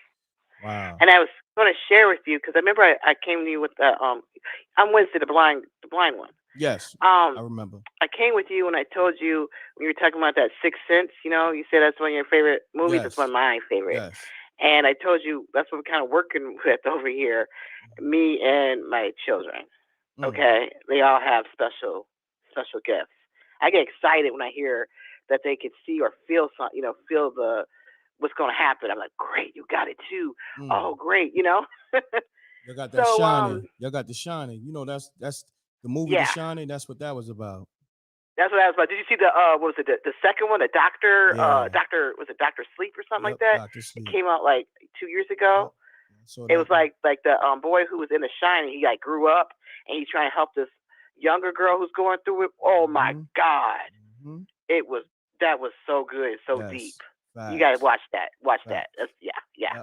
I saw it at the movies. I threw my headset off because I thought it was telling me a description. I threw it off my head. I was like, oh, that was too much. Hold on. Oh, this before you went blind, because you only been blind. Yeah, I'm blind. I go to the movies and I get a headset and gives me a description of like Tanya's walking through in a red dress and she has on no panties. Oh yeah, it tells you everything. Oh wow. I love that description stuff. Yeah, it tells you everything. So I'm gonna hit you with this one. So my sister had this house that was vacant in front of her, and my mom went out and bought the house. Okay. At the time, I was pregnant, and so she wanted me to see this house. And I said, okay. So I go into first off, when I went to the touch the ground. I was like, uh-oh. I just feel stuff. I don't see stuff too much, but I feel it. So I walk in the house, and she takes me around. I mean, I felt like it was a dungeon. It was like a big hole in the wall, like dark stuff. I don't know what that was. And so she took me all around the house, and she says, "What do you think?" I said, "You really want me to tell you?" This is what I could see, by the way. I said, "It's a lot going on here. Get the house blessed." Okay? So all I know is I was going through some issues, and the house was ready and fixed up. And she's like, "Well, you can move in the house. Just move in the house, you and your family, So I didn't want to. And my guy's like, because he was working out of town in a different state. So he helped me move into the house with the kids and everything. And he also moved in. And you shouldn't see me. I was just like, it was too much. So it was movement, action. It was a lot of stuff going on. So my son, who was like 3-4 years old at that time, and I'm not playing this, witnesses who've seen this, he would literally jump in the air like he was going to do a back flip, and he would just fall on his head. Dang. And my mom saw that. She said, "What the hell?" I said, "I don't know. He does that sometimes." I said, she goes, "Something's going to happen to him. He keeps that up." And so one day I was talking to him, and he told me he saw people underneath his bed. I said, "What are you talking about, people?" He said, "Mom, it's a bunch of it's people.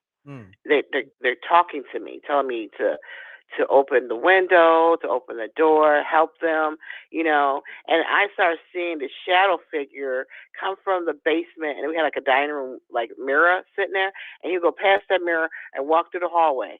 And this was like a nightly thing, and just it was like all the time. And so when I would wash clothes, 'cause I'd be at home with the 2 younger ones, and 'cause I was a stay-at-home mom, and I have to wash clothes, and I would literally, I kid you not, would run downstairs, throw the clothes in the washer, and just take my clothes off and throw them in there so I wouldn't have to, be down there too long, and run back upstairs because I would feel many, many, many eyes on me. And then my kids were telling me the same thing. And then at night, my door would be kind of cracked, and you can feel that spirit watching you through the crack of the surface. But what I was going to get at, I started having these crazy weird dreams. This is before I went blind, by the way. And the dreams, it was telling me stuff. And I told my guy, something's going to happen to me, guys. Something's going to happen. Like, I got this house. Something's going to happen to me. And this is before I got sick, okay? And I was already saying what's going to happen. And so then when they told me I was losing my vision and everything else, I got really, really depressed. And all I know, when I got depressed, it got even higher. The spirit, work in the room and stuff. And so at this time, my 2 younger ones were in preschool. I'll make it quick, I know. We're in preschool, and I was at home by myself. And then the bus driver told me it looked like I had eyes of a deer when I see the lights. That's what she told me. And so I went to my room, and I was just laying there. And, I was watching Judge Mathis. I just lay down. And I remember I was cold, and I was too lazy to put the cover over me. And I remember I just kind of went to sleep. You know how you half sleep, half up? And I felt covers go over my body. And I was like, oh, thank you. I'm like, oh, thank you, my head. And so I must have been laying there for a good 10, 15 minutes. And it hit me. I'm the only one in this house. So I jumped up. I called my dad, come pick me up now. Something's going on in this house. I can't take it no more. And he came and got me. And I kind of got like too excited. And I told my guy and my family that the house wants me to have a baby. And I ended up pregnant with a month later. And I had, got pregnant with my son. And I had him like 6 months later. Wow, that's he was a spooky as preemie. hell. Like, he said the house wants you to have a baby. The house let me have a baby. And you know what I'm going to tell you? So my baby went to the NICU unit. And I kind of went, because at the time my mom was helping me out, and my guy came back up for the birth of my child and everything, and he wanted to go back to the house. I said, I ain't going back to the house. But he made me go back to the house. And I said, whatever you do, because we were watching a movie, don't leave me in this playroom. Okay, do not leave me in this playroom. We had the kids in the playroom, And so he said, I won't. All I know, I felt my body be lifted. I fell asleep. I felt my body get lifted, and I felt hands like all over my back in my front area, everything, like it was looking to see if I was still pregnant. And then I felt myself lay back on the couch, and I just jumped up and I just ran out the room. And I said, I told you, don't leave me in that freaking room. I said, it touched me, it's all over me looking for that baby. And so And so we ended up moving out the house, and my cousins moved in, and they said all they had was a lot of nightmares. But when my baby got a little older, like 2 years old, my dad, I had a meeting at my kid's school, and I told my dad, I'm going to be quick. All you got to do, because I was blind, I said, all you got to do is, it was right by my cousin's house at the time, the house I just left. I said, all you got to do is just take him for a ride. I'll be done in 15 minutes. Whatever you do not take him to that house. Please do not take him to the house. And then my guy had pulled up, met me there. We go to the office. I'm sitting there waiting for our turn. And I just remember I was like, I told him don't do it. What the F did he do that for? Why? And the guy goes, what's wrong with you? I said, he took him to the house. He said, how you know? I said, I just know. Trust me, I just know. And so we get done with the meeting. My dad comes back up with my kid, and I go, why you didn't listen to what I told you to do? He said, what are you talking about? I didn't take him over there. I said, yes, you did. Don't lie. You did, didn't you? And then he goes, my guy, he goes, how does she know? He goes, she got that gift. And he did. And ever since then, my youngest sees things. He could tell you everything you want to know. He sees things, he hears things, and he tells me stories that I can't believe. Like, he told me he chose us. He saw us, like, he won't say the heavens, but he say far away in the sky. He was looking down. He pointed, he wanted to be with that family. And he says, like, all kind of stuff like that to us all the time. Wow. It's just crazy. Yeah. That's crazy. That was my story. Shouts to you, Wednesday. Appreciate you. And, thank you. I want to send positive vibes to your father. Thank you. Unfortunately, he had that stroke, man. Just stay strong and he got that jab. Oh, he caught the jab. And if you know about that jab, it says when it gets to the brain, you get like these spots, like blood spots all over your head or your brain or something like that. And that's what he has now. And they told me that means he's going to have more strokes.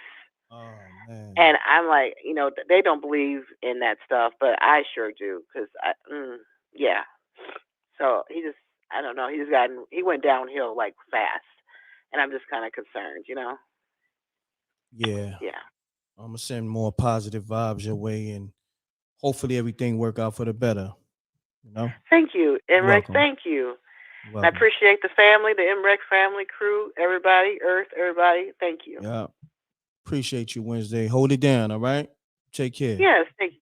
You all too. Right. Bye-bye. Peace. Shouts to Wednesday calling up. She's definitely family of the show. Peace. You now tuned in to m.reck TV. State your name, where you call it from. Keep it clean, keep it short. Let's get spooky. I don't want to I don't have a story, but I just want to ask you a question. Okay, my name is Reverend. I'm from Virginia. I told you before, when DMX, when he was in the hospital. But anyway, I just got a question to ask you, man. Do you think that all these encounters that people claim that they see in aliens, do you think that they might just really just be like stuff that's already here, that's just in this plane that we don't see? Because I only asked that question because I was looking at this thing with this dude. His name was Philip Snyder. He was a government agent or something like that. And he said he was in a secret military base. And when they went down there, he said it was a bunch of aliens in there and they fought with him. And he got cancer and stuff like that when the thing shot him in the chest. But he got killed. He pulled some seriously, killed himself. So did you ever hear about anything like that? Nah, but okay. I'm open-minded I'm sorry to to take your time. Nah, you good. I'm open-minded to it. I mean, listen, you putting us on the information. You know what I mean? Each one teach one. So it's on you. I looked it up. It's still on YouTube. It's a dude named Phil Snyder. It's an old video. He giving how people have those things when they be speaking. I forgot what they call them. A lecture. It's a dude with a lecture, but he this is back in the 90s though. But it's still on YouTube because I just saw it recently. But the dude was talking about people in the chat room. There's people in the chat room agreeing with you. They heard the story and you know what I mean. Right, they know what you're talking about. So yeah, you're not wilding. You're not wilding. All right, no problem, man. They saying he had missing fingers. Say that again. They saying he had missing fingers. Yeah, he had Okay. missing fingers, and his fingers got blowed off when the thing shot him with an orb, some kind of thing. He said the thing he was shooting at shot him with some kind of orb, and it burned his face up and some of his, not his face, but burned his chest up and some of his fingers. Yeah, that's him. Got you, man. I appreciate you calling, man. Thanks for that. And man, you welcome. Peace. Shouts to the homie. Pound that like button. Get the likes up, man. We at 560 people. Get the likes up real quick. We still rocking. This is Spooky Hours, the livest show. They threw me out the algorithm. I'm fighting through it. You know what I mean? With the 1-2s, the left, rights, the hooks and the uppercuts. I'm fighting through it. You know what I mean? They suppressing my views. They suppressing my numbers. They not sending my alerts out. You know, I'm fighting through it, baby. So, make sure y'all hit the like button on everything. Watch all my exclusives. I got a lot of content on my channel. Make sure you go through the channel and watch the content and hit the like button. Share these lives, share the uploads and everything else. I got voicemails too. Let me see what's happening. Yo, m.reck, what up, dog? This Javon from Detroit. I got a good story, but again, I heard my man bring up Phil Schneider. I used to kind of look at that back in the day. Everybody need to check that out. Anybody that can pull up that Phil Schneider thing need to check that out. But yeah, give me back a call, man, because I got some stories.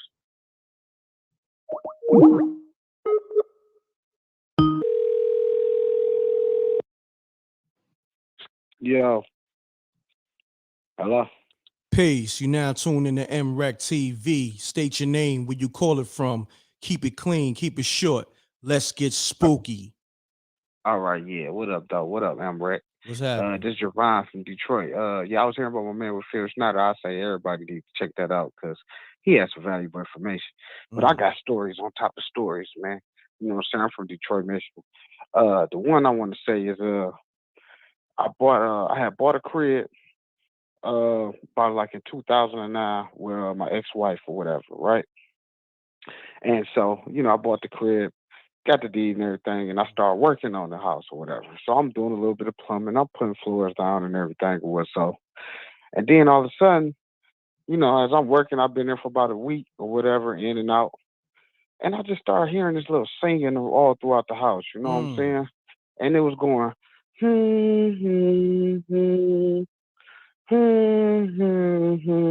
So for a minute, I'll be working on something. I'm like, damn, who is this singing? So I try to chase the singer down. I go to one room, then it seemed like it go to another room. Then I go to another room, then I go to another room. Then I'll probably go in the bathroom, then it sounds like it's in the kitchen downstairs. Wow. So I'm going all through the house back and forth. And I'm like, damn, what am I chasing? So I'll be like, maybe I'm just tripping. And how the singing Huh? go? How the singing go again? And now let me ask you go this. like this. Are you in the house Huh? by yourself? Are you in the house by yourself when this This is is when happening? I'm in the house by myself. All right, This is yeah. because I'm just working on the house. My ex-wife, she's still at her mama house, right? Got you. So it go like this. Uh-huh. But it was a light voice. It was kind of calming. So on the spooky tip, It I'm kind of like, sounds like the okay, Freddy Krueger theme music, the Freddy Krueger anthem from Nightmare on Elm Street. Yeah. But it was a 1, common. 2, It Freddy's was a common coming sound, for right? you. So then my mind say, you know what? That's just the neighbors, right? The neighbors. That's just the neighbor. So now my mind like, whatever this little neighbor is, I'll be hearing this sing because, like I said, I was going everywhere and I couldn't hear it. Then I'll probably go back to the spot where I was at and I can hear it again, and it sounds like it's close. But when I go to the next room or something, it sound like then it sounds like it went further. Then I go to that room, then it seems like it's moving around. So then I'm just like, you know what? That got to be one of my neighbors. So every day I'm going to the crib, whatever, and then I wouldn't hear it every day, but I hear it like every other day. So, mind you, when I bought the crib, I only had across the street neighbors. I was the fourth house off the corner. The first three houses was vacant. So I'm walking by, I'm even, I'm going past these houses, I'm going in there, but my mind, like, that was the neighbors, right? Then all of a sudden, one day, my mind was just like, bro, you don't have no neighbors. Damn. That's when it got real spooky, right? So I'm like, damn. So then when I start hearing it again, my mind always be like, you don't got no neighbors, bro. So there's something in the house, right? So I kept on working on the house because I was happy I had bought a new house. First time I bought a house. So then I finally got my wife to move in or whatever when I got the hot water and stuff on, right? So she been there for months. We're going to work together and everything, whatever. This one we was working together at the time. This one day she had off and I had to go to work. So I come back from work and she was washing the dishes or whatever, and she was like, I was chilling here by my house here today. I left the baby over there. She felt like she wanted to come home, wash dishes, probably do some floors or whatever, mop some floors or whatever. And she say, I think I was hearing like somebody singing through the house, right?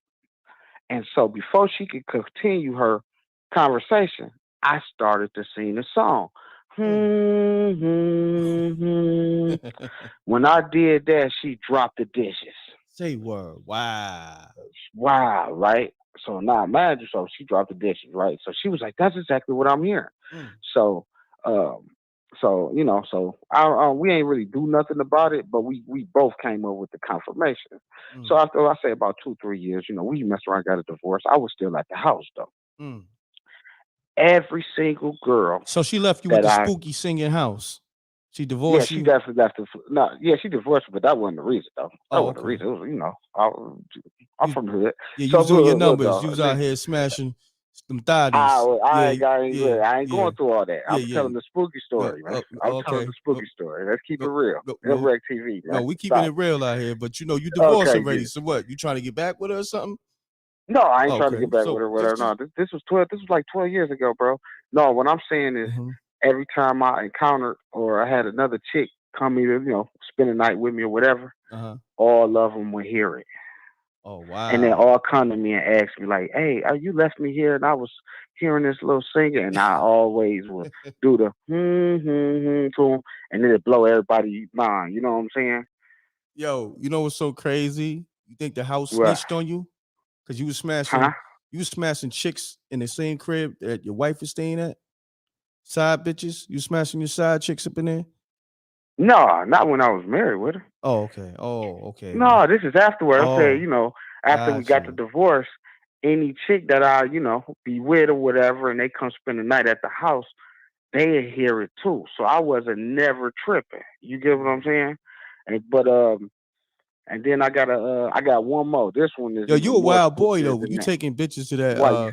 that spooky ass house with the spooky singing, man. You're a wild boy, but salute to you. Man, what you talking about? I was living there. I know, but you wild for living there, like yo. Well. You got to think though. I ain't gonna lie. I'm a PK. I'm a preacher's kid.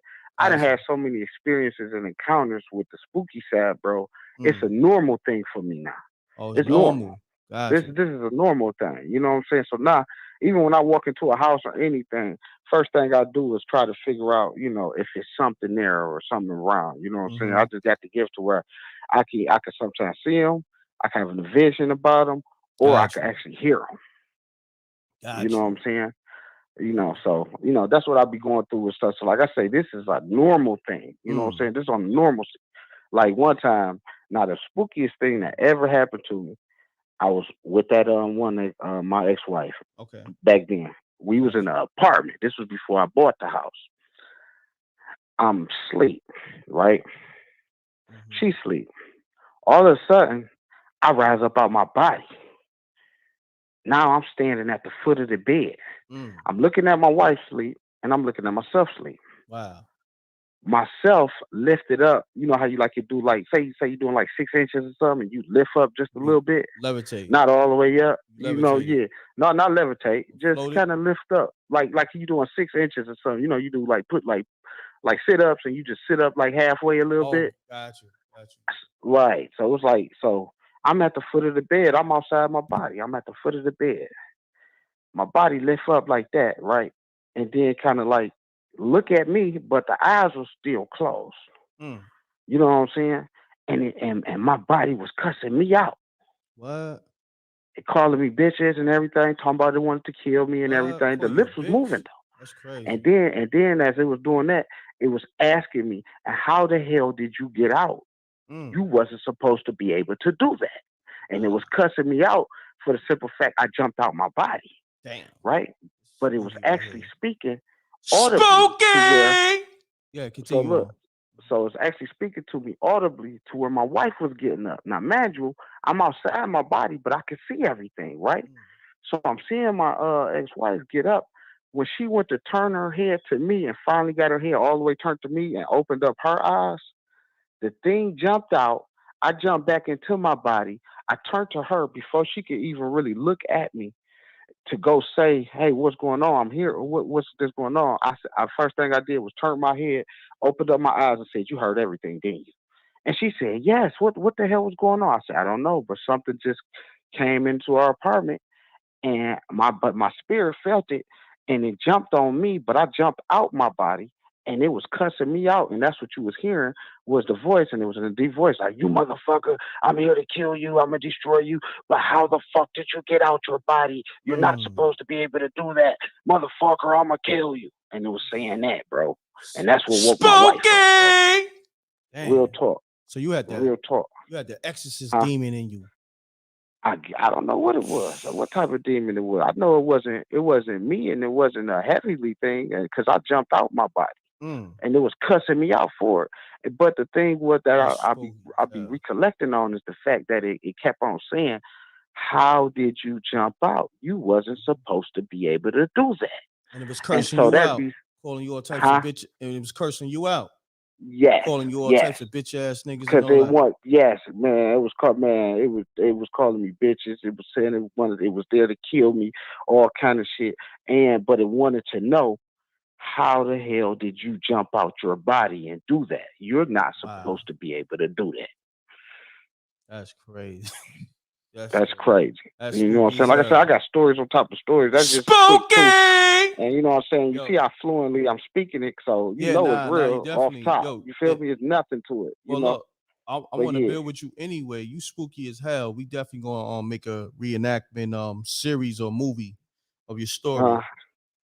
Oh But man, I got like I said, I got stories where a voice was telling me everywhere to go when I was getting raided by the police, got away from them and all kind of, man, just deep. I go through a lot of stuff. What's your name again, fam? Javon, man. Javon. Hold on. Let me. How you spell that? Gervon. Gervon. Okay. Yeah. Got you. Like I say, I come from a family, man. I can't even. Actually, I ain't even supposed to be speaking on this type of stuff. My sister would be like, "Is you down there speaking on some scary shit? Because you know how you is. Every time you speak on some shit start happening." So they be on my head about, all kind of stuff. So I really don't even really talk about this type of stuff. You know what I'm saying? Around my family, they real touchy on it, man. They be having experiences they damn selves. So yeah. So I come from a family that go through a lot of this spooky type shit. You know what I'm saying? I can't say it how you say it, but yeah, I real got shit. you. Spooky. I'm gonna hit the spooky for you because you definitely came through with two spooky stories. Them joints is airy, man. I ain't gonna hold you. I appreciate you, Javon, calling up. You're a carpenter too, right? A carpenter? I don't know where you got that from. No, I used to be a butcher. Right now, I'm a fashion designer. Right No, you now, didn't say man. you was Working fixing on your house. You said you was working on your Oh house. no, I just know how to do. I just know how to do shit. You know what? My grandpa was a carpenter. Got you. So it's just in me. I just do stuff naturally. You know what I'm saying? I do a little plumbing on the side, all kind of little stuff. I mean, but I only really do it for me, though. Got you. You feel me? You know. Got you. Nah. All right. I get it, my brother. You went to real but estate that too. Phil Schneider thing, though, man. Yeah. Like I said, I've been looking into that for you know what I'm saying, a long time. You know what I'm saying? Whatever. Checking into all this alien shit. I call myself a Jupiterian, by the way. You know. So got you, my brother. I be on that a little level or whatever, But yeah, man. But that's what I wanted to kick it with you, though, man. Like I said, I've been listening to you for like the last 3 weeks, m.reck TV. Thank you. Shout out. I appreciate you, my brother. Thank you. Everybody pound the like button, man. Javon, real dope, spooky story. And spooky.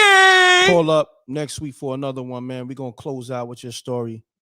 And I appreciate you calling, man. All right, man. Appreciate that, man. No doubt. Yep. Peace. Yeah, so that right there concludes the show. We over 2 hours in. Jose, you crazy. He said m.reck was trying to put him to work. Facts. I be trying to put everybody to work. Like you know what I mean? Listen, I got visions, man. Listen, I'm into everything. But I break bread with people. Let's get to it. Yeah, shit, you always need a good plumber, man. Facts, Scott. You know what I mean? But I ain't, yeah, it's some kind of spooky. I don't know if I want, the spooky plumber coming because my cribs ain't got no spooky ass humming going on. So I don't want you to come there, fix a pipe or something. Next thing I know, I'm hearing this spooky ass, you know, uh spooky singers, you know what I mean? Riffing from the crib, you know what I mean? So appreciate y'all.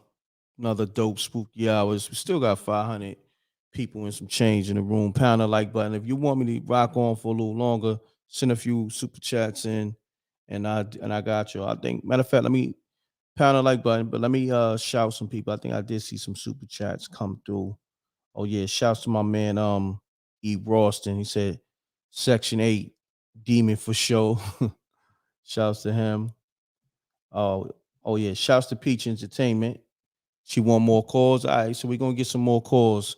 Thank you for that. And thank you for Ralston super chat. Appreciate that. Shouts to Peach. So call me up if you got a good story.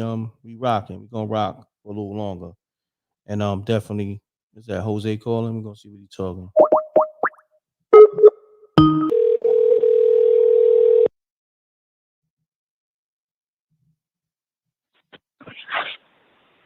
Hello. Yo. What up? Jose, what's happening with you, man?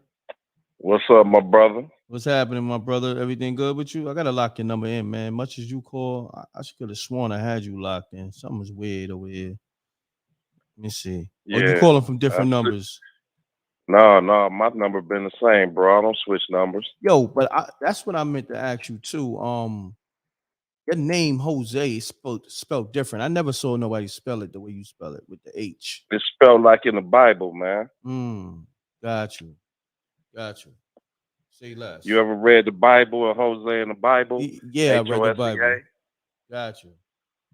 Right. Yeah, That's what it is. Got you. Let me ask you this though. What was the spookiest story of the night? We got to get to that. Let me see. The spookiest story for the night. The best spookiest story of the night. I say first, Mr. Jurgens with the lotion. He was he was really he was. Yo, you wild dude. Call that dude Mr. Jurgens. Oh, with lotion or something like. What is he doing? Son that was doing the Birdman rituals with the lotion. Okay. I don't know if he was clapping his hands or what he was doing. I hope he was clapping his hands. Oh man. Yo, you a fool. Pound that like button, man. Because he was clapping for a long time talking to you on the phone.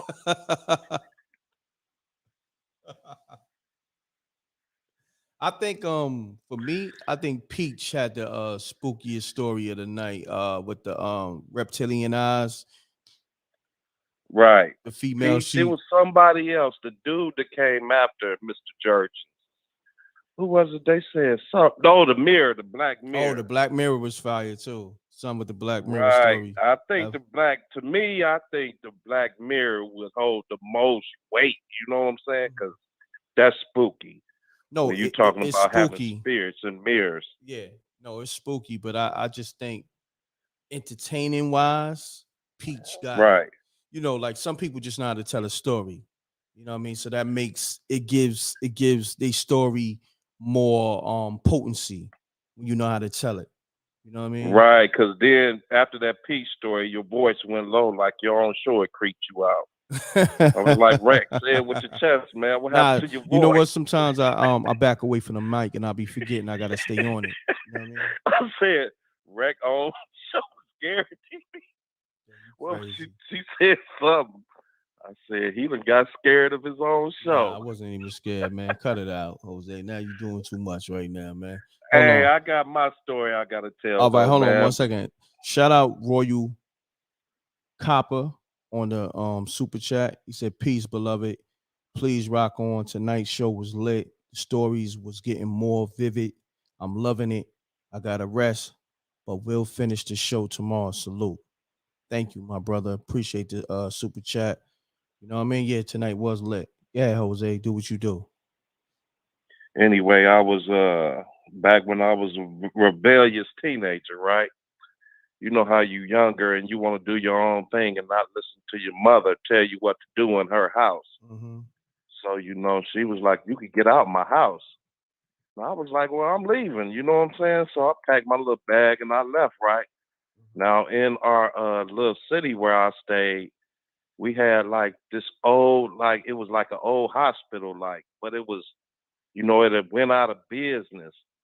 And it just had like broken windows all through the hospital. And, people had went in there and took all the plumbing out so you could hear leaks. And it was just spooky at night in the hospital. So all the homeless people and the drunks at night used to go to this hospital because, they had left beds in some of the hospital rooms on the floors, you know what I'm saying? So I was a little dude, and I automatically knew, all right, late at night, we go to the hospital, get you a little room in there. You find your little floor that you want to be on. And, you get you a little bed, set your little hookup up. So hold on. You was using the hospital as a hotel. Y'all niggas some nasty niggas. But go ahead. I got Yeah, you. but it was an abandoned hospital. And Yeah, we was just even little worse. dudes, you know? A spooky Yeah, ass it was hospital. yeah. And you It was a bring your thotties through trying to get No, your we rocks didn't. off. We didn't.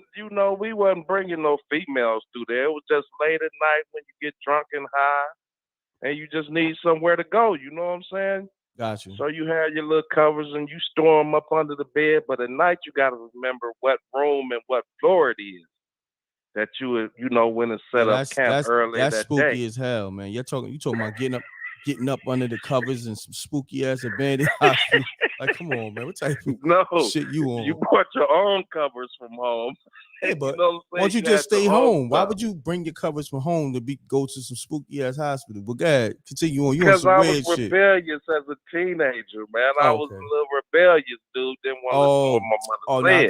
got you. You was So you gotta stay somewhere at night. You just can't sleep outside somewhere. You know what I'm saying? So that was the spot to be. okay. You I know, got you. I follow the bums and the homeless. You watch them, see where they going. I'm like, okay, I ain't gonna be out here in the cold. So you a wild dude. I found this me a whole little story floor is with a little bit. spooky and bugged out within itself. Like, Jose, you just a weird, wild dude. But go ahead. But hold on. So at nighttime, it used to be really spooky, man, because you hear like leaks from the pipes in there, and you could hear the water like hitting the floor. And the police used to come in there, every once in a while and raid the place because they knew where all the homeless, where all the junkies and everything. So at night, you have to really be listening out for and looking for flashlights, because the police come in there late at night just to, get everybody. So it used to be so spooky, man. You hear drunks coming in there at night, people falling over stuff, man. This hospital was spooky at night, man. And I think I stayed there a couple nights. I went back home to my mother's house like, nah, I can't. I can't do it. I'd rather listen to what my mom's got to say. You know I'd what stay I'm saying? home with mom dudes, like, 'cause that hospital sounds spooky as hell. And yo, you know what's so crazy? I used to roam the streets so wild. So it's like, at 17, I used to have older women that was like 30. So like, I always found the place where I can lay my head. Like, Right. At the end of the night. Yeah, but I had to put that work in, Right. I was laying, I was a plumber. I was a different kind of plumber. You was Mr. Jurgen. Nah. You coming through with your Jurgens. Yo, you crazy. But yo, I wasn't sleeping in no hospital, my G. You feel me? Yeah, but that was the thing, man. You drunk, you high, you young, you just living. You like, man, I gotta find somewhere to lay it down tonight. You know what I'm saying? I mean, you don't have to do it, but it was just something to do. Nah, just I feel to see you. that life. I You know what feel I'm you, man. saying? Just so That's it'll deter you from being homeless. you. Yeah, Got it'll you. deter you. I needed to see it with my own eyes, live it for a night or two, and see how it feel. You know what I'm saying? And you really look at it and really look at how they live. And it honestly made me go back home and listen to what my mama had to say, get in my own bed and be like, man, I can't do that one. You know what I'm saying? I gotta straighten my life up. You know what I'm saying? No doubt, my So brother.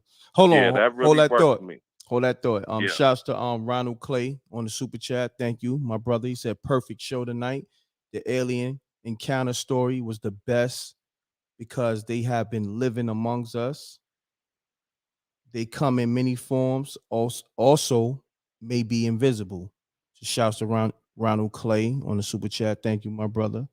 I agree with you on certain points, you know. So on that You note, believe in the aliens? I believe is what's that word? What's the word they use for aliens? Another word. Yeah, I Extraterrestrial? believe in extraterrestrials, you know, other beings from other places, and because you gotta So you think, believe they walking around with us? yeah. I mean, it's a lot going on this earth. Like, even if you go, you know, it's a certain point of the sea you can't go past because the pressure will bust your head. You know what I mean?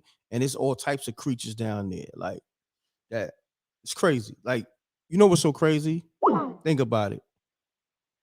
You got the earth, right? And they say, Right. you know, outer space. But then you got the sea. It's so deep. That's like a whole nother outer space in a sense. You feel me? When you think Yeah. about it, because you can't go all the way down there to the bottom of the ocean. You know what I mean? It's ships that can't even go down there. They gotta send like little drones or whatever down there. And sometimes they can't go down there because the pressure is crazy. But you Hey, let got me tell you another homeless thing I did when I came to the West Coast, right from the East Coast.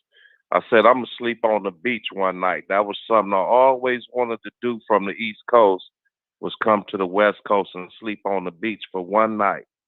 So I went to Santa Barbara, right? And I had me a little sleeping bag, and I went down to the beach in Santa Barbara, and I laid down by the water, you know, after everybody left, and I was like, I'm gonna do this. Just look at the moon and sleep by the water one night. Man, don't you know, around about 2, 3 in the morning, you don't start hearing nothing but seals, right? You start hearing them seals.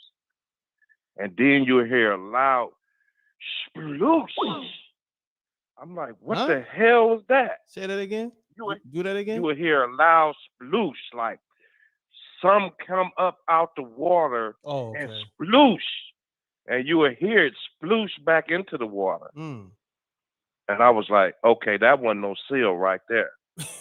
But what it was sharks coming out the water, jumping out the water, getting seals and taking them back under. But they only come out at night, and you can hear them leaving from under the water, and you will hear loud splooshes hitting the water. That was the scariest thing I ever heard, man. I was like, I've been through the ghetto, the hoods, and I'm not gonna get killed by a shark. You know what I'm saying? Yeah, I That got was you. man. That was so scary when I was laying there. I was like, I hope one of these sharks don't jump up on the because the tide come in at night. And I didn't know that when you laying close to the beach, the water will start coming up on the sand more and more. So I had to keep scooting my bag back. And when I heard that sploosh, man, don't you know, I got up and said, no, I'm going to a motel, bro. This ain't crazy. But that's my story, man. Let somebody else get in. Nah, it's all good. I'm ending the show. Check it. We definitely got to do that trucker movie. So let's build this week behind the scenes. See, you told me before, don't talk about it. Now here you go. You know what I'm saying? That's something that we got going on. No, I'm not talking about it. I'm just letting you know. Right. We got that going on, and I'm over here in Texarkana, Texas, dropping off the truck, and I got to pick up this $1 million RV this week, and I got to deliver this $1 million RV. So I'm getting everything going that we $1 million supposed to get going. RV. Take some pictures of Yeah. that joint. Yeah, I'm gonna take some pictures of it. I'm gonna put Video. put it up on YouTube over my video or whatever. And video. Yeah, I want because I was thinking about getting the RV too. Man, they starting at $1.5 million. What? $1.5 million Say word. for an RV. But that's a 2022. But we'll talk about Yeah, it. we'll And talk hit about. you I'm definitely gonna get one though. You know what I mean? $1.5 million. For I sure. didn't know I'll it was hit that you up. much. All right, we gonna build. Okay. All right. Yep. Peace. Salute. Salute. Shouts to Jose on that, man. Salute to everybody tuning into the show. Salute to everybody sending in super chats. Everybody supporting. Like I said, YouTube is suppressing the views, suppressing the subscriber base, suppressing everything. The recommendations, the alerts, everything. So I definitely need y'all to hit that like button, share the content on all your social media platforms, support, and we're gonna work through it. We're gonna fight through it. This is always a fight. So much love to everybody. Go get that Best Friends movies. This show was sponsored by my man Wright. They Don't Know Record featuring myself, m.reck, 38 Spesh, Elcamino, and then also it's sponsored by Max Time Traveler, the game. Downloaded off Google Play. Shouts to STP on that. You know what I mean? So I appreciate y'all. Matter of fact, should I take another call or so? Let me see. Hold on. Let me see. People keep calling. Let me see what's going on. My boy Jerron. Let me see what he's talking about.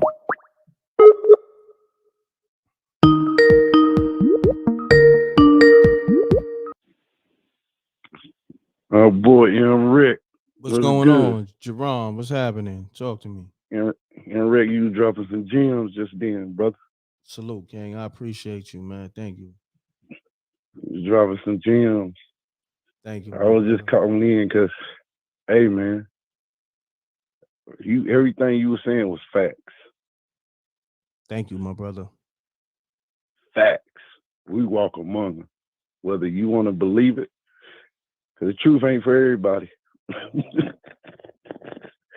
Hey, but I just wanted to tap in, man, just to say what's up to the Wreck mom, man. Keep doing your thing, brother. Yes, sir. Thank you, my brother. I'm always listening. Yes, sir.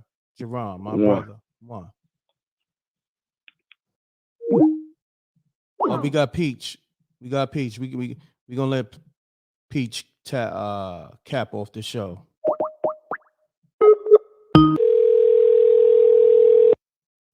Shouts to Jerron. Appreciate the love, my brother.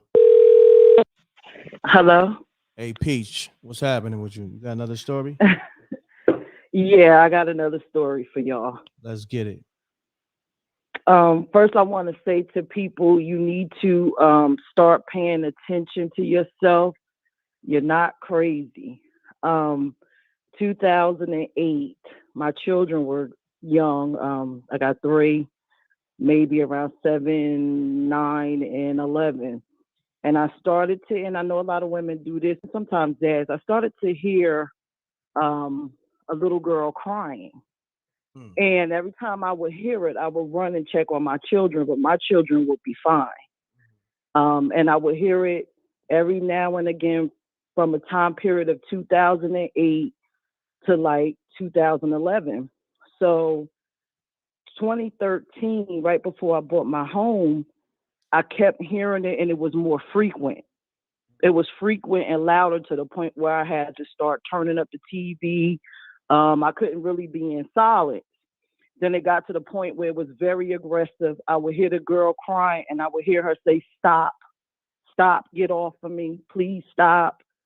And it went on for weeks. So finally I stopped turning up the television and all that stuff. And I just listened and I heard the little girl screaming, "Stop, how could you do this to me? Why are you doing this? Get off of me," and her screaming.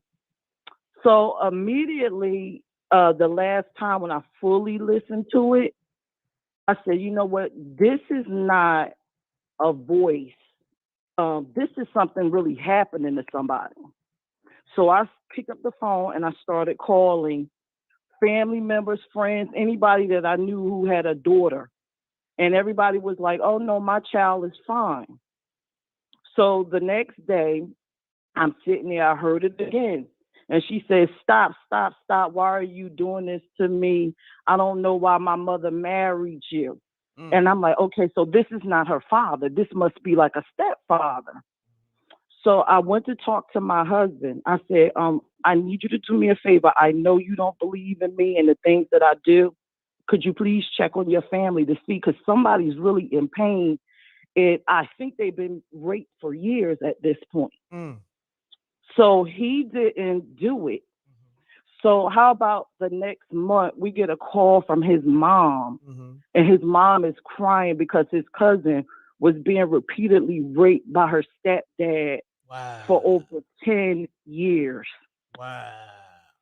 That's mind blowing. For 10 years. Wow. So I say to people, especially mothers, you hear that voice and you hear a child crying and you check on your child and you see, okay, it's not my child. It may not be your child. It might be a child that you know of in your family. It may be a child that's a neighbor, but that's something that you're hearing the pain of a child, an actual child. Wow. That's mind blowing. And you told him to check on your family. And I told him, and he didn't check because he never believed anything that I was telling him. He thought I was crazy. He just was a non-believer. But after that happened, he said to me, I apologize. Had I listened to you when you told me, I probably could have did something. He was all these years, I thought you was kind of crazy, just checking on the kids, getting up, talking about you hearing somebody crying. But I should have listened to you when you told me a couple of weeks ago that it's serious and you're hearing it and it's louder. And it's, I couldn't even handle it because it kept happening so much and it would be at night. Wow. So, Peach, you really got that sixth sense for real. Yeah. Wow. That's mind blowing. Shouts to my brother, Blue Blood Sports TV in the building. Subscribe to his YouTube. He'll let you know that YouTube confirmed with him. They suppressing the views. They suppressing, they playing with the algorithm, throwing everybody out the algorithm. Because I see big channels, numbers way down. So my brother put me on. So subscribe to Blue Blood Sports TV. He's in the building. It's my brother Shy Blue. He covers all boxing, anything boxing and sports. He covers that. One of the top boxing media channels out there. All right. So your Shy, hit him with a link to your channel so they can subscribe to your channel. But Peach, that was a powerful story. That wasn't even like it's spooky on another note because it's a real situation. That's crazy. And you was hearing the voice. That's nuts. I do it a lot. I'll be in public and I'll get a message to give to someone. Just to tell you one short one, I went out to dinner after, because I'm involved in a lot of nonprofits. I went out to dinner with some people from the NAACP, and I was in a restaurant, and there was a girl that was there, young white girl or whatever, and then a spirit came up to me to tell her, you're searching for your background, but you have black in you, and that's why you're having a hard time with your search. And I told her that, and she just burst out in tears. And she was like, oh my God.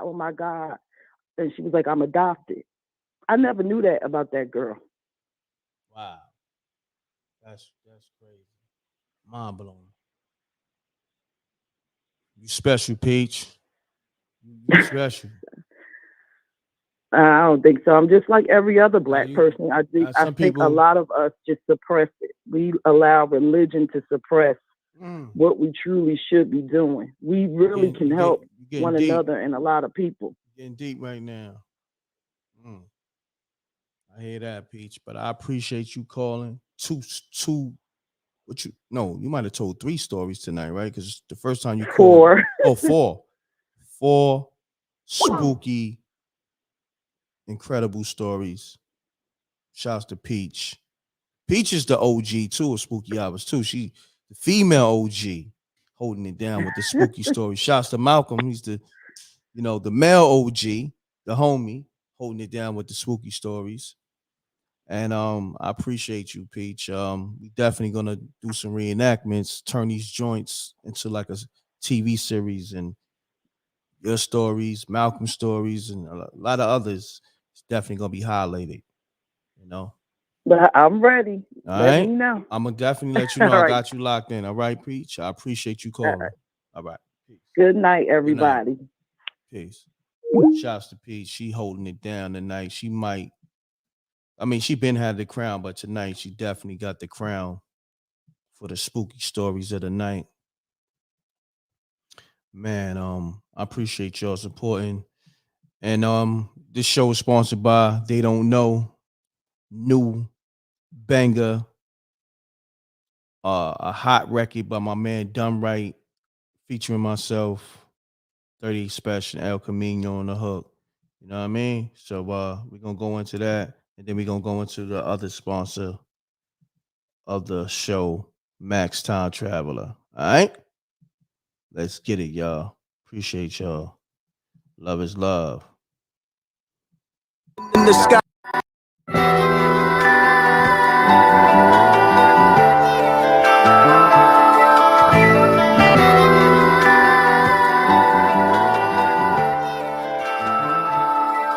They say I'm godless, so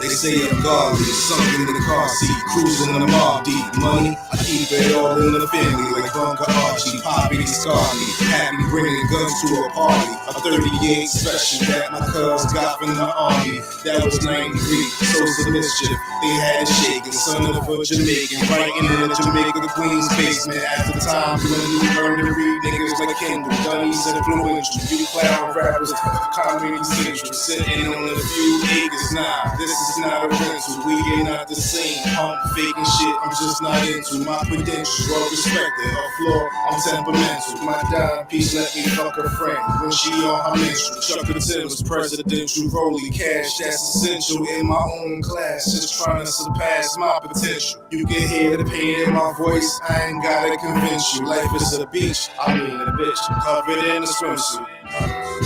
I've been in my bag getting bread if you don't know. Came on the app getting money you don't know. City full of pain, but I feel like they don't do. Oh no, oh no. Rolling up the weed in the morning, first blunt though. Money over bitches going places you won't go. You talking crazy, but they ain't got guns though. We got guns, yo. You stack ones, yo. The powers that be enforce the mandate. Every day I wake up, it's switching up the landscape. The media mixing lies with the truth. Somewhat COVID, death toll stats is all trumped up. The facts uncovering. Got a nigga wondering. They using scared tactics. That fucking fear mongering. I see the drones sitting in the skies hovering. If you didn't know, that's surveillance for the government. Oh yeah, I'm well aware of their agenda. I talk in code. Plus I move just like a ninja. James Bond shit, stash box behind the fender. And that one's the decoy to throw the jakes off. Code name Sean Archer, I rip your face off. Talk to him, Wright. If I'm pushed to the limit, Bitcoin, Ethereum, I made some bands with it. I doubled up my net worth in this pandemic, huh? I've been in my bag getting bread if you don't know. Came up on the app getting money you don't know. Say they feel my pain, but I feel like they don't do. Oh no, oh no. Rolling up the weed in the morning, first blunt though. Money over bitches going places you won't go. You talking crazy, but they ain't got guns though. We got guns, yo. Hey yo, you see we find happy witness the grief and sorrow. Even through the bad days, pray that we see tomorrow, Cause we was European cargo on the worst shit. Now we worst shit, paintings from Leonardo. I got cash, I don't need to borrow. Spent a lot of time seeing Carlos or being Marlowe. Niggas think of me when they see a star glow. When it come to moving keys, I'm a PRO, He told and wasn't facing a lot of years. When it come to giving information, they volunteers. I find myself at all white affairs with a lot of white to take these squares and build a flight of stairs. I grabbed the range when I crashed the coupe. Absolute, me and the gang got the same attributes. My young bitch came from Massachusetts. Her ass the truth. She sucked on his dick like it was passion fruit. Trust. I've been in my bag getting bread if you don't know. Came up on the app getting money you don't know. They say they feel my pain, but I feel like they don't though. Oh no, oh no. Rolling up the weed in the morning, fresh blunt though. Money over bitches going places you won't go. They talking crazy, but they ain't got guns though. We got guns, yo. You stack ones, yo.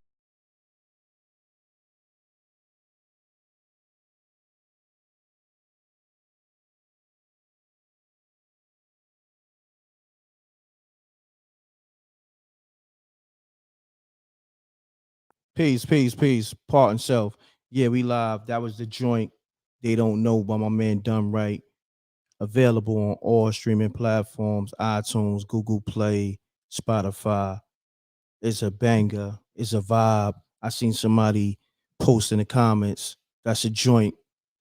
You know, you blow weed too. That's a joint. You get your drink on too. That's a joint you just vibe to. You just play it and you let it rock. It got that knock to it. And it's just a vibe, you know. It's 3 different perspectives on it from 3 different lyricists. Dumb Right is first. I'm second on the joint. I seen somebody say Max B and Nas. Nah, that's Elcamino on the hook, and the second verse is me. I know a lot of niggas be saying that about me. Yo, Wreck, you remind me of Nas. Nah, that's me. Elcamino, 38 Spesh, and Dumb Right. So that's who's on the record. You know what I mean? So on that note, I appreciate y'all tapping into Spooky Hours, and let's get into this other sponsor. This is also sponsored. Spooky Hours is also sponsored by Max Time Traveler, the game. All right, and if you need to promote your business, hit up m.reck.tv submissions at gmail.com. We promote your record, we promote your business, we promote whatever it is you're doing, your website, your social media. Hit me up. We work out the business. You know what I mean? A rep will get back to you. All right. m.reck.tv submissions at gmail.com. The link, well, the email info is on the screen. All right. So we're gonna get into this next sponsor. Get this game right here too. It's free. Go get that record. It's only $1 on all the streaming platforms. It's called They Don't Know by Done Right, featuring m.reck, 38 Spesh, and Elcamino. All right. So I appreciate y'all. Spooky Hours. We definitely got the TV series coming soon, and movie and all that, the cartoon and all that. All right. So on that note, double deuces and bubble gooses. Salute to the Wreck Mob. We gone.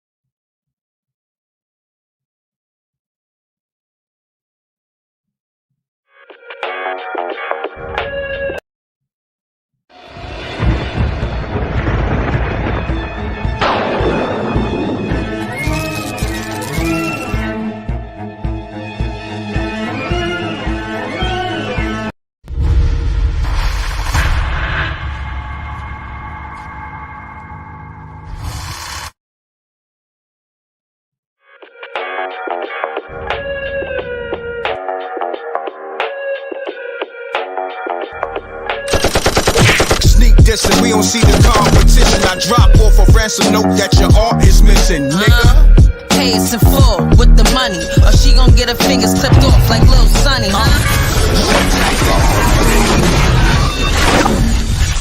m.reck TV.